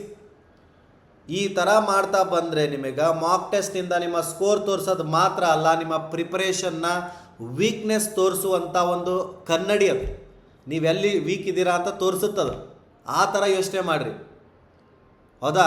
ಸೊ ಮಾಕ್ ಟೆಸ್ಟಲ್ಲಿ ಮಾರ್ಕ್ಸ್ ಬರ್ತಿದೆ, ಬಟ್ ಆದರೆ ನೀವು ವೀಕು ಎಲ್ಲಿದ್ದೀರ ಅಂತ ತೋರಿಸುತ್ತಲ್ಲ ಅದನ್ನು. ಸೊ ಹಾಗಾಗಿ ರೆಗ್ಯುಲರ್ ಆಗಿ ಮಾಕ್ ಟೆಸ್ಟ್ಗಳನ್ನು ಬರಿತಾ ಹೋಗಿ. Okay, test, improve, analysis. 1ನೇ ಟೆಸ್ಟಲ್ಲಿ 38 ಬಂದರೆ 5ನೇ ಟೆಸ್ಟ್ ಅಷ್ಟೊತ್ತಿಗೆ 92ಕ್ಕೆ ಹೋಗಿರ್ತೀರಿ. ಸೊ ಇದು ಯಾಕಂತಂದರೆ ಮಾಕ್ ಟೆಸ್ಟ್ಗಳನ್ನ ಬರಿಬೇಕು. ಸೊ ನೋಟ್ಸ್ ಓದಿದರೆ ಮಾತ್ರ ಸಾಕಾಗಲ್ಲ, ಅದಕ್ಕೆ ನೆಕ್ಸ್ಟ್ 5ನೇ ತಪ್ಪು, ಬೇರೆಯವರ ಸ್ಟಡಿ ಪ್ಲಾನ್ ಸ್ಟ್ರಾಟಜಿನ ಕಾಪಿ ಮಾಡೋದು. ಇದು ಭಾಳಷ್ಟು ಜನ ಮಾಡ್ತಾರೆ. ಅಯ್ಯೋ ನನ್ನ ಅಕ್ಕಪಕ್ಕದವ್ರು ಏನಪ್ಪ ಎಷ್ಟು ಚೆನ್ನಾಗಿ ಓದ್ತಿದ್ದಾರೆ, ನನಗೆ ಯಾಕೆ ಆಗ್ತಾಯಿಲ್ಲ ಅಂತ ಬೇರೆಯವ್ರನ್ನ ಕಂಪೇರ್ ಮಾಡ್ಕೋತೀವಿ. 5ನೇ ಮಿಸ್ಟೇಕ್ ಇದು, ದೊಡ್ಡ ಮಿಸ್ಟೇಕ್ ಇದು ಕೂಡ. ಬೇರೆಯವ್ರ ಸ್ಟಡಿ ಪ್ಲಾನ್ ಅಥವಾ ಸ್ಟ್ರಾಟಜಿ ಕಾಪಿ ಮಾಡ್ತೀವಿ. ಅವ್ನು ಇಷ್ಟು ಚೆನ್ನಾಗಿ ಓದ್ತಿದ್ದಾನೆ, ಅವ್ನು ಈ ಥರ ಓದ್ತಿದ್ದಾನೆ, ನಾನು ಹಿಂಗೆ ಓದ್ತೀನಿ. ಬೇಡ. ಕೆಲವೊಬ್ಬರು ಎಂಟರ್ಟೈನ್ಮೆಂಟ್ ಮಾಡ್ತಾ ಲೈಕ್ ಅವ್ರಿಗೆ ಎಂಟರ್ಟೈನ್ಮೆಂಟ್ ತೊಗೊಳ್ತಾನೆ ಓದ್ತಾರೆ. ಆ ಒಂದು ಮೈಂಡ್ ಸೆಟ್ಟಿಗೆ ಬಂದಿರ್ತಾರೆ. ಯಾಕಂದ್ರೆ ಅವ್ರದ್ದು ಸ್ಕೂಲಿಂಗ್ ಹಂಗೆ ಬಂದಿರ್ತಾರೆ, ಶಾಲೆ ಆ ಥರ ಕಲ್ತಿರ್ತಾರೆ. ಸರ್ಕಾರಿ ಶಾಲೆಯಲ್ಲಿ ಕಲ್ತೋನಿಗೂ ಕೂಡ ಇಂಗ್ಲೀಷ್ ಮೀಡಿಯಮ್ ಸಿಕ್ಕಾಪಟ್ಟೆ ಸಫಿಸ್ಟಿಕೇಟೆಡ್ ಕಲ್ತೋನಿಗೂ ಕೂಡ ವ್ಯತ್ಯಾಸ ಇದೆ. ತಲೆಯಲ್ಲಿ ಇಟ್ಕೊಳ್ಳಿ ಇದನ್ನು. ನಾವು ಕಂಪ್ಯಾರಿಸನ್ ಮಾಡಬಾರ್ದು ಯಾವತ್ತು ಒಬ್ಬ ವ್ಯಕ್ತಿಗೆ. ಯಾಕಂದರೆ ಅವ್ನು ಶಾಲೆ ಅಂತ ಕಲ್ತ್ಕೊತ ಬಂದಿದ್ದಾನೆ. ನಮಗೆ ಹೆಂಗಂತಂದರೆ ನಮಗೆ ಎಷ್ಟಾಗುತ್ತೋ ಅಷ್ಟು ಜನರಲ್ ನಾಲೆಜ್ ಕಲಿತಿದ್ದೀವಿ, ಬಟ್ ಆದರೆ ಇನ್ನೂ ಭಾಳಷ್ಟು ಕಲಿಯೋಕ್ಕಿದೆ. ಅದನ್ನು ನಾವು ಅರ್ಥ ಮಾಡ್ಕೋಬೇಕು. ಸೊ ಬೇರೆಯವ್ರ ಸ್ಟಡಿ ಪ್ಲಾನ್ ಸ್ಟ್ರಾಟಜಿ ಕಾಪಿ ಮಾಡೋದು ದೊಡ್ಡ ತಪ್ಪು. ಸೋಷಿಯಲ್ ಮೀಡಿಯಾ ನೋಡ್ತೀವಿ. ನಾನು ಬೆಳಗ್ಗೆ 4 ಗಂಟೆಗೆ ಎದ್ದು ಓದ್ತೀನಿ ಅಂತ ಹೇಳ್ತಾರೆ. ನೋಡಿರ್ತಾರೆ ರೀಲ್ನ. 4 ಗಂಟೆಗೆ ಎದ್ದು ಓದ್ತೀನಿ ಅಂತಾನೆ. ನಾನು ದಿನಕ್ಕೆ 10 ಅವರ್ ಸ್ಟಡಿ ಮಾಡ್ತೀನಿ ಅಂತ ಹೇಳ್ತಾನೆ. ಈ ಟೈಮ್ ಟೇಬಲ್ ಫಾಲೋ ಮಾಡಿ ಸೆಲೆಕ್ಷನ್ ಗ್ಯಾರಂಟಿ ಅಂತ ಸೋಷಿಯಲ್ ಮೀಡಿಯಾದಲ್ಲಿ ರೀಲ್ ಹಾಕ್ತಾನೆ. ನಾನು ಫಾಲೋ ಮಾಡ್ತೀನಿ ಅಂತ. ಶಿಸ್ತು ಏನಪ್ಪ ಅಂದರೆ ಸ್ಕ್ರೀನ್ಶಾಟ್ ತಗೊಂಡು ನಾವು ಹಾಕ್ಕೊಂಡಿರ್ತೀವಿ. ಇದನ್ನು ನೋಡಿ ನಾವು ಕೂಡ ಏನಪ್ಪ ಅಂದರೆ ಅದೇ ಸ್ಟ್ರಾಟಜಿ ಫಾಲೋ ಮಾಡೋಕ್ಕೆ ಸ್ಟಾರ್ಟ್ ಮಾಡ್ತೀವಿ. ಅದನ್ನೇ ಹೇಳ್ತಿರೋದು ನಿಮಗೆ. ಆದರೆ ಒಂದು ಥಿಂಗ್ ರಿಮೆಂಬರ್ ಮಾಡಿ, ಅವರ ಸಿಚುವೇಶನ್ ಬೇರೆ, ನಮ್ಮ ಸಿಚುವೇಶನ್ ಬೇರೆ. ಯಾರಿಗಾದರೂ ಫುಲ್ ಡೇ ಸ್ಟಡಿ ಟೈಮ್ ಇರ್ಬೋದು. ಒಬ್ರಿಗೆ ಜಾಬ್ ಇರುತ್ತೆ, ಇನ್ನೊಬ್ರಿಗೆ ಕಾಲೇಜ್ ಇರುತ್ತೆ, ಇನ್ನೊಬ್ರಿಗೆ ರಾತ್ರಿ ಓದಿರ್ ತಲೆಗಿರ್ತದ, ಇನ್ನೊಬ್ರಿಗೆ ಬೆಳಗ್ಗೆ ಬೇಗ ಎದ್ರು ಓದಿರ್ ತಲೆಗಿರ್ತದ. ಸೊ ಎರಡು ಭಾಳ ವೆರೈಟಿ ಇರುತ್ತೆ ರೀ. ನೀವು ಹೆಂಗೆ ಅದನ್ನು ನೀವು ಇಂಪ್ಯಾಕ್ಟ್ ಮಾಡೋಕ್ಕೆ ನೋಡ್ತೀರಾ. ಒಬ್ಬನಿಗೆ ಲೈಕ್ ಜಿಯೋಗ್ರಫಿ ಅಂದರೆ ಕಷ್ಟ ಇರುತ್ತೆ, ಇನ್ನೊಬ್ಬನಿಗೆ ಹಿಸ್ಟ್ರಿ ಕಷ್ಟ ಇರುತ್ತೆ, ಇನ್ನೊಬ್ಬನಿಗೆ ಪೊಲಿಟಿಕಲ್ ಸೈನ್ಸ್ ಕಷ್ಟ ಇರುತ್ತೆ, ಕಾನ್ಸ್ಟಿಟ್ಯೂಷನ್, ಇನ್ನೊಬ್ಬನಿಗೆ ಎಕನಾಮಿಕ್ಸ್ ಕಷ್ಟ ಇರುತ್ತೆ, ಇನ್ನೊಬ್ಬನಿಗೆ ಕರೆಂಟ್ ಅಫೇರ್. ಹಂಗೆ ಒಂದೊಂದು ಸಬ್ಜೆಕ್ಟ್ಗಳು ಏನು ಡಿಫ್ರೆನ್ಸ್ ಇರುತ್ತೆ. ಮಿಸ್ಟೇಕ್ಸ್ ಅಂದರೆ ಏನಪ್ಪ ಅಂದರೆ ಕಷ್ಟಗಳಿರ್ತಾವೆ. ನಿಮ್ಮ ಪ್ರಿಪ್ರೇಷನ್, ನಿಮ್ಮ ಅನಾಲಿಸಿಸ್ ಮಾಡಿ, ನಿಮ್ಮ ಸ್ಟ್ರೆಂತ್ ಏನಂತ ನೀವು ಕಂಡುಹಿಡ್ಕೊಳ್ಳಿ. ಬೇರೆ ಸ್ಟ್ರಾಟಜಿ ಅಲ್ಲ. ಸ್ಟ್ರೆಂತ್ ವೀಕ್ನೆಸ್ ಕಂಡುಹಿಡಿಯೋದು ಹೇಗೆ? ಮಾಕ್ ಟೆಸ್ಟ್ ಅಂತ ಗೊತ್ತಾಗುತ್ತೆ ನಿಮಗೆ. ನಿಮ್ಮದೇ ಮಾಕ್ ಟೆಸ್ಟ್. ಅವಾಗ ನಿಮಗೆ ಡೈಲಿ ಎಷ್ಟು ಟೈಮ್ ರಿಯಲಿಸ್ಟಿಕ್ ಆಗಿ ಕೊಡ್ಬೋದು ಅಂತ ಗೊತ್ತಾಗುತ್ತೆ. ಅವ್ನು ಬೆಳಗ್ಗೆ ಓದ್ರಿ ಅಂದಿರ್ತಾನೆ. ಬೆಳಗ್ಗೆ ಯಾರೋ ಒಬ್ಬರು ಸರ್ ನಂಗೆ 2 ರಿಂದ 3 ಅವರ್ ಲೈಕ್ ಬೆಳಗ್ಗೆ ಕೆಲಸ ಇರುತ್ತೆ ಮನೆಯಲ್ಲಿ, ಹೆಂಗೆ ಓದೋಕ್ಕಾಗತ್ತೆ? ಸೊ ನಿಮ್ಮ ಟೈಮ್ ಟೇಬಲ್ ನೀವು ಮಾಡ್ಕೋಬೇಕು. ಇದನ್ನು ನೋಡಿ ಪ್ಲ್ಯಾನ್ ಮಾಡಿರಿ. ಇನ್ನೊಬ್ಬರ ಪ್ಲ್ಯಾನ್ ಮೈ ಪ್ಲ್ಯಾನ್ ಅನ್ನೋದಕ್ಕೆ ಬಿಡ್ರಿ ಅದನ್ನು. ಮತ್ತು ಇನ್ನೊಂದು ತಿಂಗ್ ಹೇಳೋಕ್ಕೆ ಇಷ್ಟಪಡ್ತೀನಿ ನಿಮಗೆ. ನೀವು ದಿನಕ್ಕೆ 4 ಗಂಟೆ ಕನ್ಸಿಸ್ಟೆನ್ಸಿಯಾಗಿ ಓದ್ಬೋದು. ಆದರೆ 4 ಗಂಟೆನೇ ಪ್ಲ್ಯಾನ್ ಮಾಡಿರಿ. 2 ದಿನ 10 ಗಂಟೆ ಓದಿದ ನಂತರ 3ನೇ ದಿನಕ್ಕೆ ಸ್ಟಡಿ ಮಾಡದೆ ಹೋದ್ರೆ ಅದು ಯೂಸ್ ಇಲ್ಲ. ಕನ್ಸಿಸ್ಟೆನ್ಸಿ ಬೇಕು ಮನುಷ್ಯನಿಗೆ. ನಾನು ದಿನ 5 ಅವರ್ 4 ಅವರ್ ಓದ್ತೀನಿ ಹಾಗೆ ಇಡ್ರಿ. ಒಂದು ದಿನ 10 ಅವರ್ ಓದ್ತೀನಿ, 2ನೇ ದಿನ 5 ಅವರ್ ಓದ್ತೀನಿ, 3ನೇ ದಿನ ಓದೋದೇ ಇಲ್ಲ. ಇದಲ್ಲ. ಕನ್ಸಿಸ್ಟೆನ್ಸಿ ಮುಖ್ಯ. ನೀವು 10-5 ಓದೋ ಬದಲಿ ನೀವು ದಿನ 5 ಓದಿದ್ರೆ ಸಾಕಾಗಿತ್ತು. ಹೌದಾ? ಸೊ ಆ ಥರ ತಲೆ ಹಿಡ್ಕೊಳ್ಳಿ. ಯಾಕಂದರೆ ನಿಮ್ಮ ಸ್ಟ್ರಾಟಜಿ ನಿಮ್ಮ ಸಿಚುವೇಶನ್ ಫಿಟ್ ಆಗಿರಬೇಕು ಹೊರತು ಕಾಪಿ ಮಾಡಿ ಬೇರೆಯವ್ರದ್ದಲ್ಲ. ಸೊ ತಲೆಯಲ್ಲಿ ಹಿಡ್ಕೊಳ್ಳಿ, ಕಸ್ಟಮೈಸ್ ಮಾಡ್ಕೊಳ್ಳಿ ನಿಮ್ಮ ಒಂದು ಸ್ಟ್ರಾಟಜಿ, ನಿಮ್ಮ ಒಂದು ಪ್ಲ್ಯಾನ್. ಯಾಕಂದ್ರೆ ಯಾರೋ ಒಬ್ಬರು ಸಾಧಿಸಿದ್ದಾರೆ ಅಂತ ಅದನ್ನು ನಿಮ್ಮ ಪ್ಲ್ಯಾನ್ ಅಳವಡಿಸ್ಕೊಳ್ಳೋದಲ್ಲ. ಆದರೆ ರೆಫರ್ ಆಗಿ ಇಟ್ಕೊಳ್ಳಿ. ರೆಫರ್ ಬೇರೆ, ಅಳವಡಿಸ್ಕೊಳ್ಳೋದು ಬೇರೆ. ಯಾರೋ ಅಚೀವ್ ಮಾಡಿರ್ತಾರೆ, ಓಕೆ ಇದನ್ನು ನಾವು ಟ್ರೈ ಮಾಡ್ಬೋದಾ ಅಂತ ಕೆಲವೊಂದು ರೆಫರಿಂಗ್ ಅಂತ ಬರುತ್ತೆ. ಆದರೆ ನೀವೇನು ಮಾಡ್ತೀರಾ, ಪೂರ್ತಿ ನೀವೇ ಅದನ್ನು ಅಳವಡಿಸ್ಕೊಳ್ಳೋಕೆ ನೋಡ್ತೀರಾ. ತಪ್ಪಾಗತ್ತೆ. ಕಾಪಿ ಮಾಡದೆ ಸ್ಟ್ರಾಟಜಿ ಅಲ್ಲ. ನಿಮ್ಮ ಸಿಚುವೇಶನ್ಗೆ ಸೂಟ್ ಆಗೋ ಏನಪ್ಪ ಅಂದರೆ ಸ್ಟ್ರಾಟಜಿ ಬೇಕು. 6ನೇ ತಪ್ಪು ಏನು ಮಾಡ್ತಾರೆ ಗೊತ್ತಾ? ತಪ್ಪಾದ ಕ್ವಶನನ್ನು ಅನಲೈಸಸ್ ಮಾಡೋದು. ನಾನು ಹೇಳಿದೆ ಓಕೆ, ಮಾಕ್ ಟೆಸ್ಟ್ ಅನಾಲಿಸಿಸ್ ಹೇಳಬೇಕಾದ್ರೆ ಹೇಳಿದೆ ನಿಮಗೆ. ಏನಂತಂದರೆ ಸರ್ ಮಾಕ್ ಟೆಸ್ಟ್ ಒಳಗೆ ಕೇಳಾರ ತೊಗೋತೀನಿ, ಬಟ್ ಅದನ್ನು ಅನಾಲಿಸಿಸ್ಸೇ ಮಾಡ್ತಾ ಇಲ್ಲ ನಾನು. ತಪ್ಪಾದ ಕ್ವಶನ್ ಅನಾಲಿಸಿಸ್ ಮಾಡದೇ ಇರ್ಬೋದು. 6ನೇ ಮಿಸ್ಟೇಕ್ ಭಾಳ ಇಂಪಾರ್ಟೆಂಟ್. ಅದಕ್ಕೆ ಅದು ಮಾಕ್ ಟೆಸ್ಟ್ನಲ್ಲಿ ತಪ್ಪಾದ ಕ್ವಶನ್ ಅನಾಲಿಸಿಸ್ ಮಾಡದೆ ನೆಕ್ಸ್ಟಿಗೆ ಹೋಗೋದು. ಒಮ್ಮೆ ಇಮ್ಯಾಜಿನ್ ಮಾಡ್ಕೊಳ್ಳಿ. ಏನಂತಂತಂದರೆ ಲೈಕ್ ನೀವು ಒಂದು ಕ್ವಶನ್ ತಪ್ಪು ಮಾಡಿರಿ, ಅದನ್ನು ಜಸ್ಟ್ ಆನ್ಸರ್ ಕೀನಲ್ಲಿ ನೋಡಿದೆ ಬಿ ಅಂತ ಮುಂದಕ್ಕೆ ಹೋದ್ರಿ. ನೀವೇನು ಕಲ್ತ್ರಿ ಇದರಿಂದ? ಏನೂ ಇಲ್ಲ. ಬರೀ ಆನ್ಸರ್ ಕೀ ನೋಡಿದ್ರಿ, ಯಾಕೆ ತಪ್ಪಾತಂತೂ ನೋಡಿಲ್ಲ. ಆದರೆ ಅದೇ ಕ್ವಶನ್ ಮತ್ತೆ ಬಂದಾಗ ಮತ್ತೆ ತಪ್ಪು ಮಾಡ್ತೀರಿ ನೀವು. ಯಾಕಂದ್ರೆ ಅದನ್ನು ನೋಡ್ಕೊಂಡಿದ್ರೆ ತಲೆಯಲ್ಲಿ ಇರ್ತಿತ್ತು, ಓ ನಾನು ಅವತ್ತು ಮೊನ್ನೆ ತಪ್ಪು ಮಾಡಿದ್ದನ್ನಂತ ತಲೆ ಅದನ್ನು ನಮಗೆ ಕರೆಕ್ಟ್ ಮಾಡಿಸುತ್ತೆ ಮೈಂಡ್. ಓಕೆ, ಸೊ ನೀವು ಅದನ್ನು ಅನಲೈಸಸ್ ಮಾಡಿದ್ರೆ ನೆಕ್ಸ್ಟ್ ಬಂದಾಗ ಅದನ್ನು ನೀಟಾಗಿ ಸರಿ ಮಾಡ್ಬೋದಿತ್ತು. ತಪ್ಪಾಗಿರೋದನ್ನು ಕರೆಕ್ಟಾಗಿ ಮಾಡೋದೇ ನಮಗೆ ಇದರದ್ದು ಏನು ಉದ್ದೇಶ. ಸೊ ನಿಮಗೆ ಗೊತ್ತಿರಲಿ, ಕ್ವಶನ್ ತಪ್ಪಾಗಿ ಓದಿದ್ರಾ ಅಥವಾ ಕಾನ್ಸೆಪ್ಟ್ ಗೊತ್ತಿರಲಿಲ್ವಾ, ಕನ್ಫ್ಯೂಷನ್ ಆಯಿತಾ, ಇವೆಲ್ಲ ಪ್ರಶ್ನೆಗಳು ಬರಬೇಕು ನೀವು ಅನಾಲಿಸಿಸ್ ಮಾಡ್ತಿರ್ಬೇಕಾದ್ರೆ. ರೀಸನ್ಸ್ ಹುಡುಕ್ರಿ. ಯಾಕೆ ತಪ್ಪಾಯ್ತು ಅಥವಾ ಸಿಂಪ್ಲಿ ಸಿಲ್ಲಿ ಮಿಸ್ಟೇಕ್ ಆಯಿತು, ನಾನು ಒಂದು ಲೈಕ್ ಇವೆಲ್ಲ ಐಡೆಂಟಿಫೈ ಆಯ್ತು ಅಂತಂದರೆ ನೆಕ್ಸ್ಟ್ ಮಾಕಲ್ಲಿ ಯಾಕೆ ಇಂಪ್ರೂವ್ ಆಗಲ್ಲ ಮಾರ್ಕ್ಸ್. ಟೆಸ್ಟ್ನಲ್ಲಿ ಅಪ್ಲೈ ಮಾಡಿ ನೋಡಿರಿ. ರಾಂಗ್ ಆನ್ಸರನ್ನು ಯಾಕೆ ತಪ್ಪಾಯಿತು, ಅದರ ಕರೆಕ್ಟ್ ಕಾನ್ಸೆಪ್ಟ್ ಏನು ರಿವಿಷನ್ ಮಾಡಿರಿ, ಮುಗೀತು. ಓಕೆ, ನಿಮ್ಮ ಕರೆಕ್ಟ್ ಆನ್ಸರ್ ನಿಮಗೆ ಕಾನ್ಫಿಡೆನ್ಸ್ ಕೊಡುತ್ತೆ, ಆದರೆ ನಿಮ್ಮ ರಾಂಗ್ ಆನ್ಸರ್ ಏನಿದೆಯಲ್ಲ ನಿಮ್ಮ ಇಂಪ್ರೂವ್ಮೆಂಟನ್ನು ಮಾಡುತ್ತೆ ರೀ. ತಲೆಗಿಡ್ಕೊಳ್ಳಿ, ನಿಮ್ಮ ಇಂಪ್ರೂವ್ಮೆಂಟ್ ಭಾಳ ಮುಖ್ಯ ಇದು. ಯಾಕಂದರೆ ತಪ್ಪಾದ ಕ್ವಶನ್ ನೋಡಿ ಭಯ ಪಡೋದಲ್ಲ. ಮಾಕ್ ಟೆಸ್ಟಲ್ಲಿ ಭಯ ತಪ್ಪಲ್ಲಿ ನೆಗೆಟಿವಲ್ಲಿ ಹೋಗಲಿ, ಬಟ್ ಕಲಿತೀನಿ ಅನ್ನೋ ಛಲ ಇರಲಿ. ಸೊ ಅದನ್ನು ಮಾಡ್ಕೊಳ್ಳಿ. ಪ್ರತಿ ಮಿಸ್ಟೇಕಿಗೂ ಒಂದು ಲೆಸನ್ ಇರಬೇಕು. ನಾವು ಮಾಡ್ತಿರೋಂಥ ತಪ್ಪೇನಿದೆಯಲ್ಲ ಲೆಸನ್, ಆದರೆ ಅದು ರಿಪೀಟ್ ಆಗಬಾರ್ದು ಅಷ್ಟೇ. ಮಿಸ್ಟೇಕ್ಸ್ಗಳು ರಿಪೀಟ್ ಆಗಬಾರ್ದು. Wrong answer why, correct concept, revision. Next ಬರೋ ತಪ್ಪೇನು ಗೊತ್ತಾ, ಒಂದೇ ಸಬ್ಜೆಕ್ಟ್ ಟಾಪಿಕ್ ಮೇಲೆ ಹೆಚ್ಚು ಫೋಕಸ್ ಮಾಡೋದು. ಸರ್ ನಂಗೆ ಇತಿಹಾಸ ಅಂದರೆ ಭಾಳ ಇಷ್ಟ ರೀ, ಇತಿಹಾಸನೇ ಓದ್ತೀನಿ. ಸರ್ ನನಗೆ ಪೊಲಿಟಿಕಲ್ ಅಂದರೆ ಇಷ್ಟ, ಪೊಲಿಟಿಕಲ್ಲೇ ಓದ್ತೀನಿ. ಸರ್ ನಂಗೆ ಜಿಯೋಗ್ರಫಿ ಅಂದರೆ ಇಷ್ಟ, ಜಿಯೋಗ್ರಫಿನೇ ಓದ್ತೀನಿ. ಅಲ್ರಪ್ಪ, ಒಂದೇ ಸಬ್ಜೆಕ್ಟ್ ಮೇಲೆ ಒಂದೇ ಒತ್ತು ಕೊಟ್ಟರೆ ಪರೀಕ್ಷೆ ಹೆಂಗೆ ಕ್ಲಿಯರ್ ಆಗುತ್ತೆ? ಒಂದು ಸಬ್ಜೆಕ್ಟ್ ಮೇಲೆ ಹೆಚ್ಚು ಫೋಕಸ್ ಮಾಡೋದೇನಿದೆಯಲ್ಲ, ನಮಗೆ ಇಷ್ಟವಾದಂಥ ಒಂದೇ ಸಬ್ಜೆಕ್ಟ್ ಅಥವಾ ಟಾಪಿಕ್ ಮೇಲೆ ಸಮಯ ಸ್ಪೆಂಡ್ ಮಾಡೋದು, ಇದೇ ನಮ್ಮ ತಪ್ಪು. ನಿಮಗೆ ಜಿ ಕೆ ಲೈಕ್ ನಾನು ಹೇಳಿದೆ ಕೆಲವೊಂದು ಟಾಪಿಕ್ಗಳು ಮತ್ತೆ ಓದಿ ಲೈಕ್ ಸ್ಟ್ರಾಂಗ್ ಮಾಡ್ಕೋಬೇಕು. ಹಂಗಂತ ನಾನು ವೀಕ್ ಇರೋದನ್ನು ಐಡೆಂಟಿಫೈ ಮಾಡಿ ಅದ್ರ ಮೇಲೆ ವರ್ಕ್ ಮಾಡಬೇಕಲ್ಲ. ಸೊ ಅದು ನೋಡಿದ ಕೂಡಲೇ ಕಷ್ಟ ಅಂತ ಬಿಟ್ಟರೆ ಅದು ಬರಲ್ಲ. ಯಾವುದು ಕಷ್ಟ ಅನ್ನೋದು ನಾವೇನು ಅನ್ಕೋತೀವಲ್ಲ, ಯಾವುದು ನಮಗೆ ಈಸಿ ಆಗಲ್ಲ, ಅದನ್ನು ಕಲಿಲೇಬೇಕು. ಸ್ಕಿಪ್ ಮಾಡೋದಲ್ಲ. ಜೀವನ ನನಗೆ ಕಷ್ಟ ಅಂತ ಬಿಡೋಕ್ಕಾಗತ್ತಾ? ಎದುರಿಸ್ಬೇಕು. ಇದು ಕರೆಕ್ಟ್ ಸ್ಟ್ರಾಟಜಿ ಅಲ್ಲ. ನಿಮಗೆ ಏನು ಬರೀ ನಾನು ಸ್ಟ್ರಾಂಗ್ ಇರೋ ಸಬ್ಜೆಕ್ಟ್ ಮಾತ್ರ ಓದ್ತೀನಿ, ಉಳಿದಿರೋದು ಬಿಡ್ತೀನಿ, ಸ್ಕಿಪ್ ಮಾಡ್ತೀನಿ ಅಂತ ನಡೆಯಲ್ಲ. ಕಾಂಪಿಟೇಟಿವಲ್ಲಿ ಕಾಂಪಿಟೇಷನ್ ಇವಾಗ ಭಾಳ ಆಗಿದೆ. ನಿಮ್ಮ ಸ್ಟ್ರಾಂಗ್ ಸಬ್ಜೆಕ್ಟ್ ಮೇಂಟೈನ್ ಮಾಡಬೇಕು. ಅಂದ್ರೆ ಏನು, ಸ್ಟ್ರಾಂಗ್ ಆಗಿ ಇಡಬೇಕು ಅದನ್ನು. ಹಂಗಂತ ಸ್ಟ್ರಾಂಗ್ ಸಬ್ಜೆಕ್ಟ್ನ ಪೂರ್ತಿ ಬಿಡೋದಲ್ಲ. ನಿಮ್ಮ ವೀಕ್ ಸಬ್ಜೆಕ್ಟ್ಗೆ ಎಕ್ಸ್ಟ್ರಾ ಅಟೆನ್ಷನ್ ಕೊಡಬೇಕು. ಯಾಕೆ ಬರವಲ್ದಿದು ಕುತ್ಕೋಬೇಕು. ಕುತ್ಕೊಂಡು ಎದಕ್ಕೆ ಬರವಲ್ದಿದೆ ಅಂತ ನಿಂತ್ಕೋಬೇಕು ಅದ್ರ ಮುಂದೆ. ಯಾಕೆ ಬರಲ್ಲ ನೋಡ್ರಿ ಅವಾಗ. ವೀಕ್ ಟಾಪಿಕ್ಸ್ಗಳನ್ನು ಮೋರ್ ಫೋಕಸ್ ಮಾಡಿರಿ. ಸ್ಟ್ರಾಂಗ್ ಟಾಪಿಕ್ಸ್ಗಳನ್ನ ರೆಗ್ಯುಲರಾಗಿ ರಿವಿಷನ್ ಮಾಡಿರಿ. ಬಿಡೋದಲ್ಲ, ರಿವಿಷನ್ ಮಾಡ್ತಿರ್ಬೇಕು. ಸೊ ದಟ್ ಎರಡೂ ಬ್ಯಾಲೆನ್ಸ್ ಆಗಿ ಹೋಗುತ್ತೆ. ಬ್ಯಾಲೆನ್ಸ್ಡ್ ಪ್ರಿಪ್ರೇಷನ್ ಬೇಕು ಕಾಂಪಿಟೇಟಿವ್ ಎಕ್ಸಾಮ್ನ ಕ್ಲಿಯರ್ ಮಾಡೋಕ್ಕೆ. ಓಕೆ, ಬರೀ ನಿಮ್ಮ ಒಂದು ಫೈನಲ್ ಎಕ್ಸಾಮಲ್ಲಿ ನಿಮ್ಮ ಒಂದು ಸ್ಟ್ರಾಂಗ್ ಸಬ್ಜೆಕ್ಟಿಂದ ಮಾತ್ರ ಸೆಲೆಕ್ಷನ್ ಆಗಲ್ಲ. ಪ್ರತಿದಿನ ಸ್ವಲ್ಪ ಟೈಮ್ ಅದಕ್ಕೂ ಕೊಡ್ರಿ. ಸಾಲ್ವ್ ಆಗಿ ಇಂಪ್ರೂವ್ ಮಾಡಿಕೊಡ್ರಿ. ಕನ್ಸಿಸ್ಟೆನ್ಸಿಯಾಗಿ ಪ್ರಾಕ್ಟೀಸ್ ಮಾಡಿರಿ. ಯಾಕೆ ನಿಮಗೆ ಇಂಪ್ರೂವ್ ಆಗಲ್ಲ ಇದು? ಓಕೆ, ಸೊ ಆಯ್ತಲ್ಲ, ನಿಮಗೆ ಬ್ಯಾಲೆನ್ಸ್ಡ್ ಪ್ರಿಪ್ರೇಷನ್ ಬೇಕು. ಒಂದೇ ಸಬ್ಜೆಕ್ಟ್ ಅಲ್ಲ. ಈ ಥರ ತಕ್ಕಡಿಸ್ ಬ್ಯಾಲೆನ್ಸ್ಡ್ ಆಗಿತ್ತಂದರೆ ನಿಮಗೆ ಖಂಡಿತ ಎಕ್ಸಾಮಲ್ಲೂ ಕೂಡ ಬ್ಯಾಲೆನ್ಸ್ ಆಗಿ ನಿಮಗೆ ಆನ್ಸರ್ ಏನಪ್ಪ ಅಂದರೆ ಸೆಲೆಕ್ಷನ್ ಆಗುತ್ತೆ. 8ನೇ ತಪ್ಪು ನೋಡಿರಿ, ಇದೊಂದು ಭಾಳಷ್ಟು ಜನಕ್ಕೆ ದೊಡ್ಡದು. ಏನಂತಂದರೆ ಟೆಲಿಗ್ರಾಮು ಇನ್ಸ್ಟಾಗ್ರಾಮಲ್ಲಿ ನೋಡ್ತಿರ್ತಾರೆ, ಈ PDF ಇಂತ್ರ ಓದಿದರೆ ನಿಮಗೆ 10-20 ಮಾರ್ಕ್ಸ್ ಪಕ್ಕ, ಈ ಬುಕ್ಕಿನಿಂದ ಓದಿದರೆ 50 ಮಾರ್ಕ್ಸ್ ಪಕ್ಕ, ಇದರಿಂದ ಓದಿದರೆ ಅದರಿಂದ ಓದಿದ್ರೆ ಅಂತ ಬರೀ PDF ಕಲೆಕ್ಟ್ರ್ ಆಗ್ತೀರಿ ನೀವು. PDF notes collector. ನಮಗಿಲ್ಲಿ ಕಲೆಕ್ಟ್ರ್ ಆಗೋದು ಬ್ಯಾಡ್ರು. ನಮಗೆ ಈ ಭಾಳಷ್ಟು ಜನ ಇದೇ ತಪ್ಪು ಮಾಡ್ತಾರೆ. PDF ಕಲೆಕ್ಟ್ ಮಾಡ್ತೀವಿ, ಬಟ್ ಅದನ್ನೇ ತಿಳ್ಕೊಳ್ರಿ.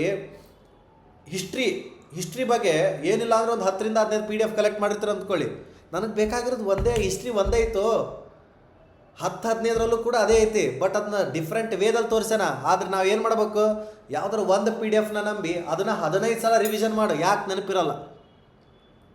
ಒಂದು PDF ಸಿಕ್ತು ಡೌನ್ಲೋಡ್ ಮಾಡ್ಕೊಳ್ಳೋದು, ಮತ್ತೊಂದು ಟೀಚರ್ ನೋಟ್ಸ್ ಸಿಕ್ತು ಡೌನ್ಲೋಡ್ ಮಾಡ್ಕೊಳ್ಳೋದು, ಮತ್ತೊಂದು ಟೆಲಿಗ್ರಾಮ್ PDF ಸಿಕ್ತು ಡೌನ್ಲೋಡ್ ಮಾಡ್ಕೊಳ್ಳೋದು, ಯೂಟ್ಯೂಬ್ ನೋಟ್ಸಲ್ಲಿ ಐತೆ ಡೌನ್ಲೋಡ್. ಆ ಫೋನಲ್ಲಿ ಹೆಂಗಿರುತ್ತೆ ಅಂದರೆ ಬರೀ ಸ್ಟೋರೇಜ್ ನೋಟ್ಸ್ಗಳದೇ ಇರ್ತದೆ. ಅದು ಒಳ್ಳೆಯದೇ. ಯಾವುದು ಮಿನಿಮಲಿಸ್ಟಿಕ್ ಇದ್ದರೆ 10-15-20-100 ಗಟ್ಟಲೆ ಇರ್ತವೆ ಡೌನ್ಲೋಡ್ಸ್ಗಳು ಒಂದೇ ಸಬ್ಜೆಕ್ಟ್ ಮೇಲೇ. 200 PDFಗಳಿರ್ತಾವೆ ಅಷ್ಟೇ. ಕೊನೆಗೆ ಫೋನಲ್ಲಿ 200 PDF ಆದರೆ ಒಂದು ಕ್ವಶನ್ ನಮಗೆ, ಅದರಲ್ಲಿ ಎಷ್ಟು PDF ರಿವೈಸ್ ಮಾಡಿರಿ ಅಂತ. ಹೌದಪ್ಪ, ನಿನ್ನ ಹತ್ರ 100 PDF ಐತಿ, ಎಷ್ಟು ರಿವಿಷನ್ ಮಾಡಿರಿ ನೀವು ಅದನ್ನು?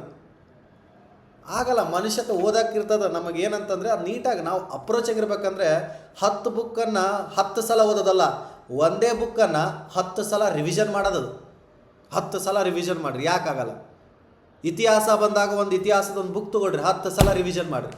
ಜಿಯೋಗ್ರಫಿ ತೊಗೊಳ್ರಿ, ಹಾಗೆ ಎಕನಾಮಿಕ್ಸ್ ತೊಗೊಳ್ರಿ, ಪೊಲಿಟಿ ತೊಗೊಳ್ರಿ, ಸ್ಟ್ಯಾಂಡರ್ಡ್ ಬುಕ್ ತೊಗೊಂಡು ಹೋದ್ರಿ. ಆ ಒಂದು ಬುಕ್ಕಿಂತ ಎಲ್ಲ ಬರಬೇಕು. ಮತ್ತು ಒಂದೇ ಬುಕ್ನಲ್ಲಿ ಎಲ್ಲ ಸಬ್ಜೆಕ್ಟ್ ಕವರ್ ಮಾಡೋದಲ್ಲ. ಇಷ್ಟೊಂದು ದೊಡ್ಡ ಬುಕ್ ಬರ್ತದೆ, ಒಂಥರ ಗೈಡ್ ಥರ ತಗೋ, ಅದನ್ನು ಮುಗಿಸ್ಕೊಂಡ್ರೆ ನಾನು PC ಆಗ್ತೀನಿ, PS ಆಗ್ತೀನಿ, ವಿಲೇಜ್ ಅಕೌಂಟೆಂಟ್ ಆಗ್ತೀನಿ. ಇವೆಲ್ಲ ದೊಡ್ಡ ಇಲ್ಯೂಷನ್. ಅದು ಈಗ ಚೇಂಜ್ ಆಗ್ಯದ ಕಾಲ. ಒಂದು ಬುಕ್ಕಲ್ಲಿ ಕ್ಲಿಯರ್ ಆಗೋ ಕಾಲ ಇಲ್ಲ ಈಗ. ಓಕೆ, ಸೊ ಅದಕ್ಕೋಸ್ಕರ ನಿಮಗೆ ರಿಲಯಬಲ್ ಸೋರ್ಸನ್ನು ಸೆಲೆಕ್ಟ್ ಮಾಡಿಕೊಳ್ರಿ. ನಿಮ್ಮ ಕಂಪ್ಲೀಟ್ ಪ್ರಿಪರೇಷನನ್ನು ನೀಟಾಗಿ ಮಾಡಿಕೊಳ್ರಿ. ಯಾಕಂದರೆ ಒಂದು ಸೋರ್ಸನ್ನು ಮಲ್ಟಿಪಲ್ ರಿವಿಷನ್ ಮಾಡಿದರೆ ಅದು ನಿಮಗೆ ಸೂತ್ರ ಹೊರತು ನಿಮಗೆ 100 PDFಗಳಲ್ಲ. ಕೊನೆಗೆ ಎಕ್ಸಾಮ್ ಮುಗಿದ್ಮೇಲೆ PDF ಡಿಲೀಟ್ ಮಾಡಬೇಕು ಹೊರತು ಎಕ್ಸಾಮು ಡಿಲೀಟು PDF ಡಿಲೀಟು ಏನು ಮಾಡ್ತೀರಿ? ಆಮೇಲೆ ನಾನು ಹಣೆ ಬರನೇ ಇಷ್ಟ ಅಂತ ಅಂತೀರಿ. ಹಣೆ ಬರ ಅಲ್ಲ, ನೀವು ಅಲ್ಲಿ ಸರಿಯಾದ ಒಂದು ಸ್ಟ್ರಾಟಜಿ ಬಳಸಿಲ್ಲ. ಕೊನೆಗೆ ಹಣೆ ಬರದ ಮೇಲೆ ಹೇಳಕ್ಕೆ ಹೋಗಬೇಡಿ. ಮಾಡೋ ಕೆಲಸ ಮಾಡಿದ ಮೇಲೆ ಹೇಳ್ರಿ ಹಣೆ ಬರ ಅಂತ. ಇದೆಲ್ಲ ತಪ್ಪುಗಳ ಮಾಡದೇ ಸರಿಯಾಗಿ ರೀತಿಯಲ್ಲಿ ಫಾಲೋ ಮಾಡಿ ಆಗಲಿಲ್ಲ ಅಂತೇಳಿ ಅವಾಗ ಒಪ್ಕೊತೀನಿ ಸರ್. ಆದರೆ ಯಾರ್ದು ಆಗಲ್ಲ, ಯಾಕಂತಂದರೆ ಕ್ಲಿಯರ್ ಆಗೇ ಆಗುತ್ತೆ ಇದನ್ನು ತಪ್ಪು ಮಾಡ್ದೇ ಕರೆಕ್ಟಾಗಿ ಫಾಲೋ ಮಾಡಿದರೆ. ಬಟ್ ಅದನ್ನು ನಾವು ಸೀರಿಯಸ್ ಆಗಿ ತೊಗೊಳ್ಳಲ್ಲ, ನಮ್ಮ ಜನನೇ ಹಂಗೆ. ಬಿಡು ಇದೊಂದು ವೀಡಿಯೋ ಇರ್ತದೆ ಕೇಳೋಣ ಅಂತ ಕೇಳ್ತಿರ್ತೀರಿ. ಬಟ್ ಇಲ್ಲಿ ನಿಮಗೆ ಎಷ್ಟು ಇಂಪ್ಯಾಕ್ಟ್ ಆಗುತ್ತೆ ಅನ್ನೋದು ಗೊತ್ತಿಲ್ಲ ನಿಮಗೆ ಈ ತಪ್ಪುಗಳು. ನಾನು ಈ ವಿಡಿಯೋ ಮಾಡೋ ಕಾರಣ ಏನಪ್ಪ ಅಂತಂದರೆ ಬಹಳಷ್ಟು ವಿದ್ಯಾರ್ಥಿಗಳು ಇದೇ ವಿಲೇಜ್ ಅಕೌಂಟೆಂಟ್ ಪರೀಕ್ಷೆಗೆ ಓಕೆ ಸೊ ನಾನು ಮಾಡಿರೋಂಥ GK ಕ್ಲಾಸಸ್ಗಳನ್ನ ಕೇಳಿ ನನ್ನ ನಂಬರ್ ಸಿಕ್ತಂತ ಹೇಳಿ ಕಾಂಟ್ಯಾಕ್ಟ್ ಮಾಡ್ತಿದ್ದಾರೆ. ಸರ್ ಏನು ಸರ್ ಯಾವ ಥರ ಸೆಲೆಕ್ಟ್ ಆಗಬೇಕು ಸರ್, ಹೆಂಗೆ ಓದಬೇಕು ಸರ್, ಇಷ್ಟು ಅಕ್ಟೋಬರಲ್ಲಿ ಎಕ್ಸಾಮ್ ಐತಂತ. ಅಲ್ರಪ್ಪ, ನೀವು ತಪ್ಪುಗಳನ್ನು ಮಾಡ್ತಿರೋದು ಐಡೆಂಟಿಫೈ ಮಾಡಿರಿ ಅಂತ. ಇದನ್ನು ಅದಕ್ಕೆ ಅವ್ರಿಗೆ ಒಬ್ಬೊಬ್ರಿಗೆ ಹೇಳೋ ಬದಲು ಎಲ್ರಿಗೂ ಇದು ಡೌಟ್ ಇರುತ್ತೆ ಅಂತಲೇ ವಿಡಿಯೋ ಮಾಡ್ತಿರೋದು. ಕಲೆಕ್ಟ್ ಮಾಡಬೇಡ್ರಿ, ರಿವಿಷನ್ ಮಾಡ್ಕೊಳ್ರಿ. 9ನೇ ಮಿಸ್ಟೇಕ್ ಟೈಮ್ ಮ್ಯಾನೇಜ್ಮೆಂಟ್ ಇಲ್ಲದೆ ಪ್ರಿಪ್ರೇಷನ್ ಮಾಡೋದು. ಇದು ನೋಡಿರಿ, ಸಮಯನ ಫಾಲೋನೇ ಮಾಡಲ್ಲ ನಾನು. ಸಮಯಕ್ಕೆ ನೀವು ಬೆಲೆ ಕೊಡಲಿಲ್ಲ ಅಂದರೆ ಸಮಯ ಕೂಡ ನಿಮಗೆ ಬೆಲೆ ಕೊಡಲ್ಲ. ಓಕೆ, ಇವತ್ತು ಟೈಮ್ ಸಿಕ್ಕರು ಓದ್ತೀನಿ, ನಾಳೆಯಿಂದ ಪ್ರಾಪರಾಗಿ ಸ್ಟಾರ್ಟ್ ಮಾಡ್ತೀನಿ. ನಾಳೆ ಅಂದರೆ ಮನೆ ಹಾಳು. ಇವತ್ತು ನೋಡಿರ್ತೀರಿ ವೀಡಿಯೋ ಕುತ್ಕೋಬೇಕು, ಮತ್ತು ನನಗೆ ಬಿಡಲ್ಲ, ನಾನು ನಾಳೆಯಿಂದ ಪ್ರಾಪರಾಗಿ ಸ್ಟಾರ್ಟ್ ಮಾಡೋದಿಲ್ಲ, ವೀಕೆಂಡ್ನಲ್ಲಿ ತುಂಬ ಓದ್ತೀನಿ. ಇಲ್ಲ, ನಿಮ್ಮ ಬಳಿ 3 ಅವರ್ಸ್ ಇದೆ ಅಂದರೆ ಮಾತ್ರ ಪ್ರಾಬ್ಲಮ್ ಇಲ್ಲ. ಅದು ನೀಟಾಗಿ ಹೆಂಗೆ ಹಾಕ್ತೀರಾ, ಪ್ರಾಪರ್ ಟೈಮ್ ಟೇಬಲ್ ಬೇಕು. ತ್ಯಾಗಗಳಿಲ್ಲ ಅಂತಂತಂದರೆ ನಿಮಗೆ ಏನೂ ಕೂಡ ಸಿಗಲ್ಲ. ಸೊ 1 ಗಂಟೆ ನ್ಯೂ ಟಾಪಿಕ್, 1 ಗಂಟೆ ರಿವಿಷನ್, 1 ಗಂಟೆ ಕ್ವಶನ್ ಅಥವಾ ಟೆಸ್ಟ್. ನೋಡಿರಿ 3 ಅವರಲ್ಲಿ ನಮ್ಗೆ ಏನು ಬೇಕಾದ್ರೂ ಮಾಡ್ಬೋದು. ಹೌದಾ, ನಿಮಗೆ 6 ಅವರ್ ಸಿಗುತ್ತವ್ರು ಇನ್ನೂ ಡಬಲ್ ಮಾಡ್ಬೋದು. ಪ್ಲ್ಯಾನ್ ಹೆಂಗೆ ಸಿಗುತ್ತೆ ಅದ್ರ ತಕ್ಕಂತೆ ಪ್ಲ್ಯಾನ್ ಮಾಡ್ಕೊತ ಹೋಗ್ಬೋದು. ಮೊದಲ 2 ದಿನ ತುಂಬ ಸ್ಟಡಿ ಮಾಡಿ 3ನೇ ದಿನಕ್ಕೆ ಟಯರ್ಡ್ ಆಗಿ 4ನೇ ದಿನಕ್ಕೆ ಬ್ರೇಕ್ ಕೊಟ್ಟು 1 ವಾರಗಟ್ಟಲೆ ಡಿಸಿಪ್ಲಿನ್, ಕನ್ಸಿಸ್ಟೆನ್ಸಿ. ಲಾಂಗ್ ಅವರ್ಸ್, ಒಂದೇ ದಿನ 10 ಅವರ್ ಓದೋದು ಬೇಡ ನನಗೆ. ಟೈಮ್ ಮ್ಯಾನೇಜ್ ಮಾಡ್ಕೊಳ್ಳಿ. ಪ್ರತಿದಿನ ಟಾರ್ಗೆಟ್ ಮಾಡೋದು ಬೆಟ್ರು. ನಿಮ್ಮನ್ನು ನೀವು ಟಾರ್ಗೆಟ್ ಮಾಡ್ಕೊಳ್ಳಿ, ಇಷ್ಟು ನಾನು ಕರೆಕ್ಟಾಗಿ ಓದ್ತೀನಿ ಅಂತ. ಲಿಟಲ್ ಪ್ರೋಗ್ರೆಸ್ ಮಾಡ್ತಾ ಬನ್ನಿ. ಖಂಡಿತ ನಿಮ್ಮ ಒಂದು ಟೈಮ್ ಮ್ಯಾನೇಜ್ಮೆಂಟ್ ಸರಿ ಇತ್ತಂದರೆ ನಿಮ್ಮ ಸಮಯ ಬದಲಾಗುತ್ತೆ. ಅಪ್ನಾ ಟೈಮ್ ಆಯಗ ಅಂತ ಕರಿತೀರ ನೀವು. ಯಾಕಂದರೆ ಎಕ್ಸಾಮ್ ಕ್ಲಿಯರ್ ಆದಮೇಲೆ ಇದೇ ವಿಡಿಯೋ ಬಂದು ಕಮೆಂಟ್ ಆಗ್ತೀರಾ, yes sir I cleared this exam ಅಂತ.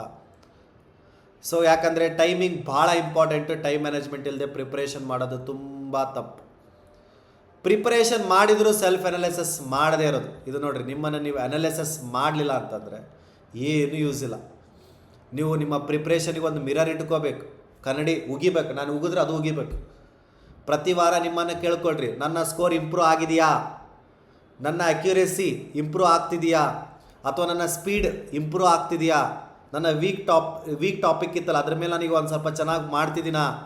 1 ಮಂತ್ ಇದ್ದೆ ನನ್ನ ಸ್ಕೋರ್, 1 ಮಂತಿಂದ ಎಷ್ಟಿತ್ತು, ಈಗ ಎಷ್ಟಿದೆ, ಅಕ್ಯುರೇಸಿ ಹೆಂಗಿದೆ. ಇದನ್ನೆಲ್ಲ ಪ್ರಶ್ನೆಗಳು ಇನ್ನೊಬ್ರು ಬಂದು ಕೇಳಲ್ಲ. ನೀವು ಎಕ್ಸ್ಪೆಕ್ಟ್ ಮಾಡಬೇಡ್ರಿ ಇನ್ನೊಬ್ರು ಬಂದು ನಿಮ್ಮನ್ನು ಕೇರ್ ಮಾಡಬೇಕು ಕೇಳಬೇಕಂತ. ಇಲ್ಲಿ ಯಾರಿಗೂ ಕೇರ್ ಮಾಡಲ್ಲ. ನಿಮಗೆ ನೀವೇ ಏನಪ್ಪ ಅಂತಂದರೆ ಪ್ರಿಪ್ರೇಷನ್ ಮಾಡ್ತಿರ್ಬೇಕಾದ್ರೆ ಕುತ್ಕೋಬೇಕು, ಅನಾಲಿಸಿಸ್ ಮಾಡ್ಕೋಬೇಕು, ನಾನು ಎಲ್ಲಿದ್ದೀನಿ, ನನ್ನ ಪ್ರಿಪ್ರೇಷನ್ ಎಲ್ಲ ಐತೆ ಅಂತ. ಸೊ ಟೈಮ್ ಮ್ಯಾನೇಜ್ಮೆಂಟ್ ಹೆಂಗಿದೆ ಎಲ್ಲನೂ ಕೂಡ ಇದನ್ನು ಟ್ರ್ಯಾಕ್ ಮಾಡಿದಾಗ ಮಾತ್ರ ನಿಮ್ಮ ಪ್ರಿಪ್ರೇಷನ್ ಯಾವ ದಿಕ್ಕಲ್ಲಿ ಹೋಗ್ತಿದೆ ಅಂತ ಗೊತ್ತಾಗುತ್ತೆ. ಇಲ್ಲ ಅಂದರೆ ದಿಕ್ಕಾಪಾಲಾಗಿ ಹೋಗಿರುತ್ತೆ. ಸೊ ಒಂದು ಮಾಕ್ ಟೆಸ್ಟ್ನಲ್ಲಿ ಕಡಿಮೆ ಸ್ಕೋರ್ ಬಂದರೆ ಡಿಸ್ಕರೇಜ್ ಆಗಬೇಡ್ರಿ. ಯಾಕೆ ಬಂತಂತ ಹುಡುಕ್ರಿ ಅಷ್ಟೇ. ಈ ಮಿಸ್ಟೇಕ್ ಆ್ಯಕ್ಚುಲ್ ಎಕ್ಸಾಮ್ನಲ್ಲಿ ನಿಮಗೆ ರಿಪೀಟ್ ಆಗದಂತೆ ಮಾಡಿಕೊಳ್ಳೋದೇ ನಿಮಗೊಂದಿರುವಂಥ ದೊಡ್ಡ ಪ್ರಾಬ್ಲಮ್. ಅದು ನೋಡ್ಕೊಳ್ಳಿ. ಪ್ರತಿ ಟೆಸ್ಟಿಂದ ನಿಮ್ಮ ಒಂದು ಬೆಟರ್ ವರ್ಷನ್ ನೋಡಬೇಕು. ಬೇರೆಯವ್ರಿಗೆ ಕಂಪ್ಯಾರಿಸನ್ ಬೇಡ ನಮಗೆ. ನಾನೇ ಕಂಪೇರ್ ಮಾಡ್ತೀನಿ, ನಿನ್ನೆ ಎಲ್ಲಿದ್ದೆ ಇವತ್ತೆಲ್ಲಿದೆ ಅಂದರೆ ಟೆಸ್ಟಲ್ಲಿ, ಮಾರ್ಕ್ಸಲ್ಲಿ. ಓಕೆ, ಇದನ್ನು ತಲೆಗಿಡ್ಕೊಳ್ಳಿ. ಈ 10 ತಪ್ಪುಗಳು ಮಾಡದೇನೆ syllabus, PYQ, smart study, revision, mock test, analysis is ಏನಂದರೆ 7ನೇ ಹೆಜ್ಜೆ ನಿಮ್ಮ ಸೆಲೆಕ್ಷನ್ ರೀ. ಬಹಳ ಗಂಟೆ ಓದೋದು ಮುಖ್ಯ ಅಲ್ಲ, ಸರಿಯಾದ ರೀತಿಯಲ್ಲಿ ಕನ್ಸಿಸ್ಟೆನ್ಸಿಯಾಗಿ ಓದೋದು ಬಹಳ ಮುಖ್ಯ ಆಗುತ್ತೆ. ನಾವು ನೋಡಿದ 10 ಮಿಸ್ಟೇಕ್ಸ್ ಒನ್ಸ್ ಅಗೇನ್ ನೀವು ಪ್ರಿಪ್ರೇಷನ್ ಜೊತೆ ಕಂಪೇರ್ ಮಾಡ್ಕೊಳ್ರಿ. ನನಗೆ ಸಿಲೆಬಸ್ ಗೊತ್ತಿತ್ತಾ, PYQ ಅನಾಲಿಸಿಸ್ ಮಾಡಿದ್ದೀರಾ, ಅಥವಾ ರಿವಿಷನ್ ರೆಗ್ಯುಲರಾಗಿ ಮಾಡ್ತಿದ್ದೀರಾ, ಅಥವಾ ಕರೆಂಟ್ ಅಫೇರ್ಸ್ ಡೈಲಿ ಓದ್ತಿದ್ದೀರಾ, ಅಥವಾ ಅದನ್ನು ವೀಕ್ಲಿ ಮಂತ್ಲಿ ಅದನ್ನು ರಿವಿಷನ್ ಮಾಡ್ತಿದ್ದೀರಾ, ಮಾಕ್ ಟೆಸ್ಟ್ ಬರೀತಿದ್ದೀರಾ, ರಾಂಗ್ ಆನ್ಸರ್ ಅನಾಲಿಸಿಸ್ ಮಾಡ್ತಿದ್ದೀರಾ, ವೀಕ್ ಸಬ್ಜೆಕ್ಟನ್ನು ಐಡೆಂಟಿಫೈ ಮಾಡಿದ್ದೀರಾ, ಅಥವಾ ಅದ್ರ ಮೇಲೆ ವರ್ಕ್ ಮಾಡಿದ್ದೀರಾ, ಅಥವಾ ಸ್ಟಡಿ ಮಟೀರಿಯಲ್ಸ್ ಕಲೆಕ್ಟ್ ಮಾಡೋದಕ್ಕಿಂತ ರಿವಿಷನ್ ಮಾಡೋದು ಒಳ್ಳೇದಂತ ನೋಡಿದ್ದೀರಾ, ಟೈಮ್ ಪ್ರಾಪರ್ಲಿ ಮ್ಯಾನೇಜ್ ಮಾಡ್ತಾ ಇದ್ದೀರಾ. ನೋಡಿ, ಇವೆಲ್ಲ ನಾವು ತಿಳ್ಕೊಂಡು ಈಗ ತಾನೆ. ಅದಲ್ಲದೆ ನಮ್ಮ ಪ್ರಿಪ್ರೇಷನ್ ಸೆಲ್ಫ್ ಅನಾಲಿಸಿಸ್ ಮಾಡ್ತಿದ್ದೀವಿ. ಎಲ್ಲದಕ್ಕೂ ಎಸ್ ಅಂತಂದರೆ ನೀವು ಸರಿಯಾದ ದಿಕ್ಕಿನಲ್ಲಿದ್ದೀರಾ ಅಂತ ಕರೆಕ್ಟ್. ಇಲ್ಲ ಅಂದರೆ ವರಿ ಆಗೋದು ಬೇಡ. ಈ ವಿಡಿಯೋ ನೋಡಿದ ಮೇಲೆ ಒಂದೊಂದೇ ಕರೆಕ್ಟ್ ಮಾಡ್ಕೊಳ್ರಿ. ಜೀವನ ಆದಮೇಲೆ ತಪ್ಪು ಮಾಡೇ ಮಾಡ್ತಾನೆ. ನಿಮ್ಗೆ ಅದಕ್ಕೆ ಹೇಳಕ್ಕೆ ಬಂದಿರೋದು ನಾನು. ಮನುಷ್ಯ ಅಂತಂದಮೇಲೆ ಬರ್ತದೆ, ತಪ್ಪಾಗ್ತಿರ್ತಾವೆ. ಕೊನೆಗೆ ನಿಮ್ಮ VA ಸೆಲೆಕ್ಷನ್ ಫಾರ್ಮುಲಾನೇ ಇದು. ಸೊ ಇದನ್ನು ಕರೆಕ್ಟಾಗಿ ಪ್ರಿಪ್ರೇಷನ್ ರೋಡ್ ಮ್ಯಾಪ್ ಅಂತ ತಿಳ್ಕೊಂಡು ಒಂದು ಮಾತು ವಿಶೇಷ ಹೇಳಕ್ಕೆ ಇಷ್ಟಪಡ್ತೀನಿ ಸ್ನೇಹಿತರೆ. ಏನಂತಂದರೆ ಗೌರ್ಮೆಂಟ್ ಎಕ್ಸಾಮ್ ಪ್ರಿಪ್ರೇಷನ್ ಅಂತ ಏನೈತಲ್ಲ, ಇದರಲ್ಲಿ ಕಾಂಪಿಟೇಷನ್ ಜಾಸ್ತಿ ಇದೆ. ಅದು ಸತ್ಯ ಒಪ್ಕೊಳ್ಳೇಬೇಕು ನೀವು. ಕಾಂಪಿಟೇಷನ್ ಇದೆ. ಹಂಗೆ ಅಂದ್ಕೊಂಡು ನಂದು ಆಗತ್ತಾ ಅನ್ನೋದು ನಿಮ್ಮ ಮೇಲೆ ಇಡ್ತಾ ಇರೋಂಥ ನೀವೇ ಒಂದು ಏನಪ್ಪ ಅಂತಂದರೆ ಡೌಟ್. ಅದು 10 ಲಕ್ಷ ಜನ ಅಪ್ಲಿಕೇಶನ್ ಹಾಕಿದ್ದಾರೆ, 1,000 ಪೋಸ್ಟ್ ಇದೆ. ಆ 1,000 ಪೋಸ್ಟಲ್ಲಿ ನಂದು ಆಗುತ್ತಾ ಅನ್ನೋ ಡೌಟ್ ಇದೆ ಅಂತಂದರೆ ನೀವು ನಂಬುತ್ತಿಲ್ಲ ಅಂತ ಅರ್ಥ. ನನಗೆ ಬೇಕಾಗಿರೋದು ಒಂದೇ ಪೋಸ್ಟ್, 1,000 ಪೋಸ್ಟ್ ಅದಾವೆ, ನಾ ತೊಗೊಂಡ್ತಿರ್ತೀನಿ ಅಂತ ಇರ್ಬೇಕು. ಹಂಗಿರ್ಬೇಕು ಛಲ. ಸೊ ಅದಕ್ಕೆ ಕಾಂಪಿಟೇಷನ್ ಜಾಸ್ತಿ ಇದೆ ಅಂತಂದು ಭಯಪಟ್ಟು ಪ್ರಿಪ್ರೇಷನ್ ಸ್ಟಾರ್ಟ್ ಮಾಡಬೇಡ್ರಿ. ನಿಮ್ಮ ಕೆಲಸ ಕಾಂಪಿಟೇಷನ್ ಎಷ್ಟಿದೆ ಅಂತ ನೋಡೋದಲ್ಲ, ನಿಮ್ಮ ಪ್ರಿಪ್ರೇಷನ್ ನಿನ್ನೆಗಿಂತ ನನ್ನ ಒಂದು ಪ್ರಿಪ್ರೇಷನ್ ಇವತ್ತಷ್ಟು ಬೆಟರ್ ಆಗಿದೆ. ನಿಮ್ಮನ್ನು ನೀವು ಕಂಪೇರ್ ಮಾಡಿಕೊಡ್ರಿ. ದ ರಿಯಲ್ ಕಾಂಪಿಟೇಟರ್ ನೀವೇ ಹೊರತು ಬೇರೆ ಯಾರೂ ಅಲ್ಲ. ನಿಮ್ಮನ್ನು ನೀವೇ ಸೋಲಿಸ್ಬೇಕು. ನಿನ್ನೆ ತನವನ್ನು ಸೋಲಿಸಿ ಇವತ್ತು ಗೆಲ್ಲಬೇಕು, ಇವತ್ತು ತನವನ್ನು ಸೋಲಿಸಿ ನಾಳೆ ಗೆಲ್ಲಬೇಕು. ನೀವೇ ಗೆಲ್ಲಬೇಕಾಗಿರೋದು. ಒಂದು ಮಿಸ್ಟೇಕ್ ಕಡಿಮೆ ಮಾಡಿದರೆ, ಒಂದು ಮಾಕ್ ಟೆಸ್ಟ್ ಸ್ಕೋರ್ ಇಂಪ್ರೂವ್ ಆಗಿದ್ದರೆ ನೀವು ಮುಂದೆ ಹೋಗ್ತಿದ್ದೀರಿ ಅಂತ ಅರ್ಥ. ಹೌದಾ? ಸೆಲೆಕ್ಷನಲ್ಲಿ ಏನಪ್ಪ ಅಂದರೆ ಒಂದು ದಿನ ಆಗಲ್ಲ, ಇದು ಕನ್ಸಿಸ್ಟೆನ್ಸಿಯಾಗಿ ಮಾಡ್ತಾ ಹೋಗಬೇಕು, ಡಿಸಿಪ್ಲಿನ್ಡ್ ಇರಬೇಕು. ನಿಮ್ಮ ಗೋಲ್ VAO ಆಗಿದ್ದರೆ ನೋಡಿರಿ, ನಾನು ಅದನ್ನೇ ಹೇಳ್ತಿರ್ತೀನಿ. ಈ ಒಂದು ಸ್ಮಾಲ್ ಚಾಲೆಂಜ್ ನಿಮಗಾಗಿ ಕೊಡೋಕೆ ಇಷ್ಟಪಡ್ತೀನಿ. ನೀವು ಈ 10 ಮಿಸ್ಟೇಕ್ನಲ್ಲಿ ಯಾವ ಮಿಸ್ಟೇಕ್ ಮಾಡಿದ್ದೀರಂತ ಹಾನೆಸ್ಟಾಗಿ ಕಮೆಂಟ್ ಮಾಡಿ. ಅಥವಾ 10ರಲ್ಲಿ ಸರ್ ನಾನು ಎಷ್ಟು ಮಿಸ್ಟೇಕ್ಗಳನ್ನ ಮಾಡ್ತಾಯಿದ್ದೆ, 1, 2, 3, 4, ಇಲ್ಲ ಸರ್ 10 ಮಿಸ್ಟೇಕ್ ಮಾಡ್ತಿದ್ದೆ, ನಾನು ತಿದ್ಕೋತೀನಿ ಅಂತಂದರೆ ಕಮೆಂಟ್ ಹಾಕಿರಿ. ಸರ್ ನನಗೆ ಈಸಿಯಾಗಿ ಕಲಿಬೇಕು, ಏನಾದರೂ ನಿಮ್ಮ ಹತ್ರ ಟಿಪ್ಸ್ ಇದೆಯಾ, ನಮಗೆ ಕಾಂಟ್ಯಾಕ್ಟ್ ಸಿಗುತ್ತಾ? ಖಂಡಿತ. ಓಕೆ, VAO ಹೆಲ್ಪ್ ಅಂತ ಕಮೆಂಟ್ ಹಾಕಿ.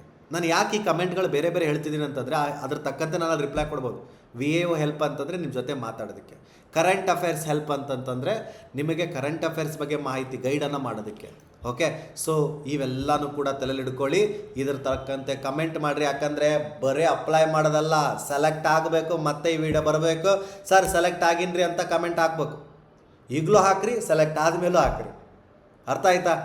ಸೊ 2026ರಲ್ಲಿ ಸರ್ಕಾರಿ ಉದ್ಯೋಗ ಬೇಕಿದ್ರೆ ನೀವು ನಮ್ಮ ಒಂದು ಲರ್ನ್ ಆನ್ಲೈನ್ ಯಂತ್ರನೂ ಕೂಡ ಪ್ರಾರಂಭ ಮಾಡಬಹುದು. ಇಲ್ಲಿ ನಾವು ಬ್ಯಾಂಕಿಂಗ್, SSC ಮತ್ತು ರೈಲ್ವೇಸ್ ಕೇಂದ್ರ ಸರ್ಕಾರದ ಪರೀಕ್ಷೆಗಳಿಗೆ ತರಬೇತಿಯನ್ನು ಕೊಡುತ್ತೇವೆ. ಓಕೆ, ಸೊ ಈ ತರಬೇತಿ ನೀವೇನಾದ್ರು ಅಟೆಂಡ್ ಆಗಬೇಕಂದ್ರೆ ಉಚಿತವಾಗಿ 3 ದಿನಗಳ ಕಾಲ ಡೆಮೋ ಕ್ಲಾಸಸ್ಗಳು ಕೂಡ ಇರುತ್ತೆ. ಸೊ ಏನಾದರೂ ಹೆಚ್ಚಿನ ಮಾಹಿತಿಗಾಗಿ ನಂಬರಿಗೆ ಕಾಂಟ್ಯಾಕ್ಟ್ ಮಾಡ್ಬೋದು. ಇದು ಆಫೀಸ್ ನಂಬರ್ ಇರುತ್ತೆ. ಇದ್ರ ಥ್ರೂ ನೀವು ನಮಗೆ ವಿನಾಯಕ್ ಸರ್ ಕಾಂಟ್ಯಾಕ್ಟ್ ಮಾಡಬೇಕ್ರಿ. ಅವ್ರಿಗೆ ಒಂದು ಸ್ವಲ್ಪ ನಾನು ಮಾತಾಡಬೇಕಂದ್ರೆ ಅವರು ಕೂಡ ಕನೆಕ್ಟ್ ಮಾಡಿಕೊಡ್ತಾರೆ. ಸೊ ಆ ನಂಬರಿಂತ. ಸೊ ಈ ವಿಡಿಯೋ ನಿಮಗೆ ಇಷ್ಟ ಆಗಿತ್ತಂದ್ರೆ ಲೈಕ್ ಕೊಡ್ರಪ್ಪ, ಹಾಗೆ ನೋಡಿ ಹೋಗ್ಬೇಡ್ರಿ, ಲೈಕ್ ಕೊಡ್ರಿ. ನೀವು ಲೈಕ್ ಕಮೆಂಟ್ ಕೊಡೋದ್ರಿಂದ ರೊಕ್ಕೇನು ಬರಲ್ಲ, ಬಟ್ ಆದರೆ ನಮಗೊಂಥರ ಎನ್ಕರೇಜ್ ಇದ್ದಂಗೆ ಮತ್ತೆ ನೆಕ್ಸ್ಟ್ ವೀಡಿಯೋ ಬೇಕಂದ್ರೆ ಮಾಡ್ಬೋದು. ಯಾವ ಥರ ವಿದ್ಯಾರ್ಥಿಗಳ ಒಂದು ಸೆಂಟ್ರಿಕಾಗಿ ಏನು ಮಾಡ್ಬೋದು ಅವರಿಗೆ ಅಂತ. ಓಕೆ, ಲೈಕ್ ಕೊಡ್ರಿ. ಹಾಗೆ ನಿಮ್ಮ ಸ್ನೇಹಿತರಿಗೂ ಕೂಡ ಶೇರ್ ಮಾಡಿರಿ. ಯಾರು ಪ್ರಿಪೇರ್ ಆಗಕತ್ತಾರ ಕಳಕಳಿ ಇರಲಿ. ನಾನು ಹೇಳಿದೆ ಅವ್ನಿಗೆ ಯಾಕೆ ಶೇರ್ ಮಾಡಲಿ, ಇವ್ರಿಗೆ ಯಾಕೆ ಶೇರ್ ಮಾಡಿ, ಬೇಡ, ಕಳಕಳಿ ಇರಲಿ. ಸೊ ಏನೇನೋ ವಾಟ್ಸಪ್ಪಲ್ಲಿ ಅಥವಾ ಇನ್ಸ್ಟಾಗ್ರಾಮಲ್ಲಿ ಯಾವುದೋ ಲಿಂಕ್ ಇಡ್ತಿರ್ತೀರಂತೆ, ಈ ಕ್ಲಾಸ್ದ ಲಿಂಕ್ ಹಿಂಗೆ ಶೇರಿಗೆ ಹೋಗಿ ಕಾಪಿ ಮಾಡಿಕೊಂಡು ಜಸ್ಟ್ ಶೇರ್ ಮಾಡಿರಿ ಲಿಂಕ್ನ. ನಿಮ್ಮ ವಾಟ್ಸಪ್ ಸ್ಟೇಟಸ್ಸು, ಇನ್ಸ್ಟಾಗ್ರಾಮ್ ಸ್ಟೋರಿ ಅಥವಾ ವಾಟ್ಸಪ್ ಗ್ರೂಪ್ಗಳಲ್ಲಿ. ಓಕೆ, ಸಬ್ಸ್ಕ್ರೈಬ್ ಮಾಡಿಲ್ಲ ಅಂದರೆ ಸಬ್ಸ್ಕ್ರೈಬ್ ಮಾಡ್ಕೊಳ್ರಿ. ಇದೇ ಥರ ಹೆಚ್ಚಿನ ವೀಡಿಯೋಗಳು ಬರ್ತವೆ. ಅದ್ರ ಪಕ್ಕ ಬೆಲ್ ಐಕಾನ್ ಕೂಡ ಪ್ರೆಸ್ ಮಾಡಿದರೆ ನಿಮಗೆ ಯಾವುದೇ ಹೊಸ ವೀಡಿಯೋ ಬಂದರೆ ನಿಮಗೆ ನೋಟಿಫಿಕೇಷನ್ ಬರ್ತದೆ. ಮತ್ತು ಕಮೆಂಟ್ ಮಾಡಿರಿ ನಿಮ್ಮ ಒಂದು ಏನು ಏನು ಬೇಕಿತ್ತು ಅದ್ರ ಬಗ್ಗೆ. ಆ್ಯಂಡ್ ಅದಲ್ಲದೆ ಏನೇ ಇದ್ದರೂ ಕೂಡ ನಾನು ಹೇಳಿದ್ದೀನಿ, ಈ ವಿಡಿಯೋ ಹೆಂಗೆ ಅನ್ನಿಸ್ತು ಅನ್ನೋದು ಕೂಡ ಕಮೆಂಟ್ ಮಾಡಿರಿ. ಇಷ್ಟ ಆಗಿದ್ರು ಕೂಡ ಕಮೆಂಟ್ ಮಾಡಿ, sir I like this video ಅಂತ ಹೇಳಿ. So that will give a boost for us ಅಂತ ಹೇಳ್ತಾ, thank you so much everyone. Village accountant ಅಂದರೆ ಗ್ರಾಮ ಆಡಳಿತ ಅಧಿಕಾರಿಯ ಪರೀಕ್ಷೆ ಅಕ್ಟೋಬರಿಂದ ನಮಗೆ ಸ್ಟಾರ್ಟ್ ಆಗುತ್ತೆ ಅಂತ ಆಲ್ರೆಡಿ ಹೇಳಿದ್ದಾರೆ.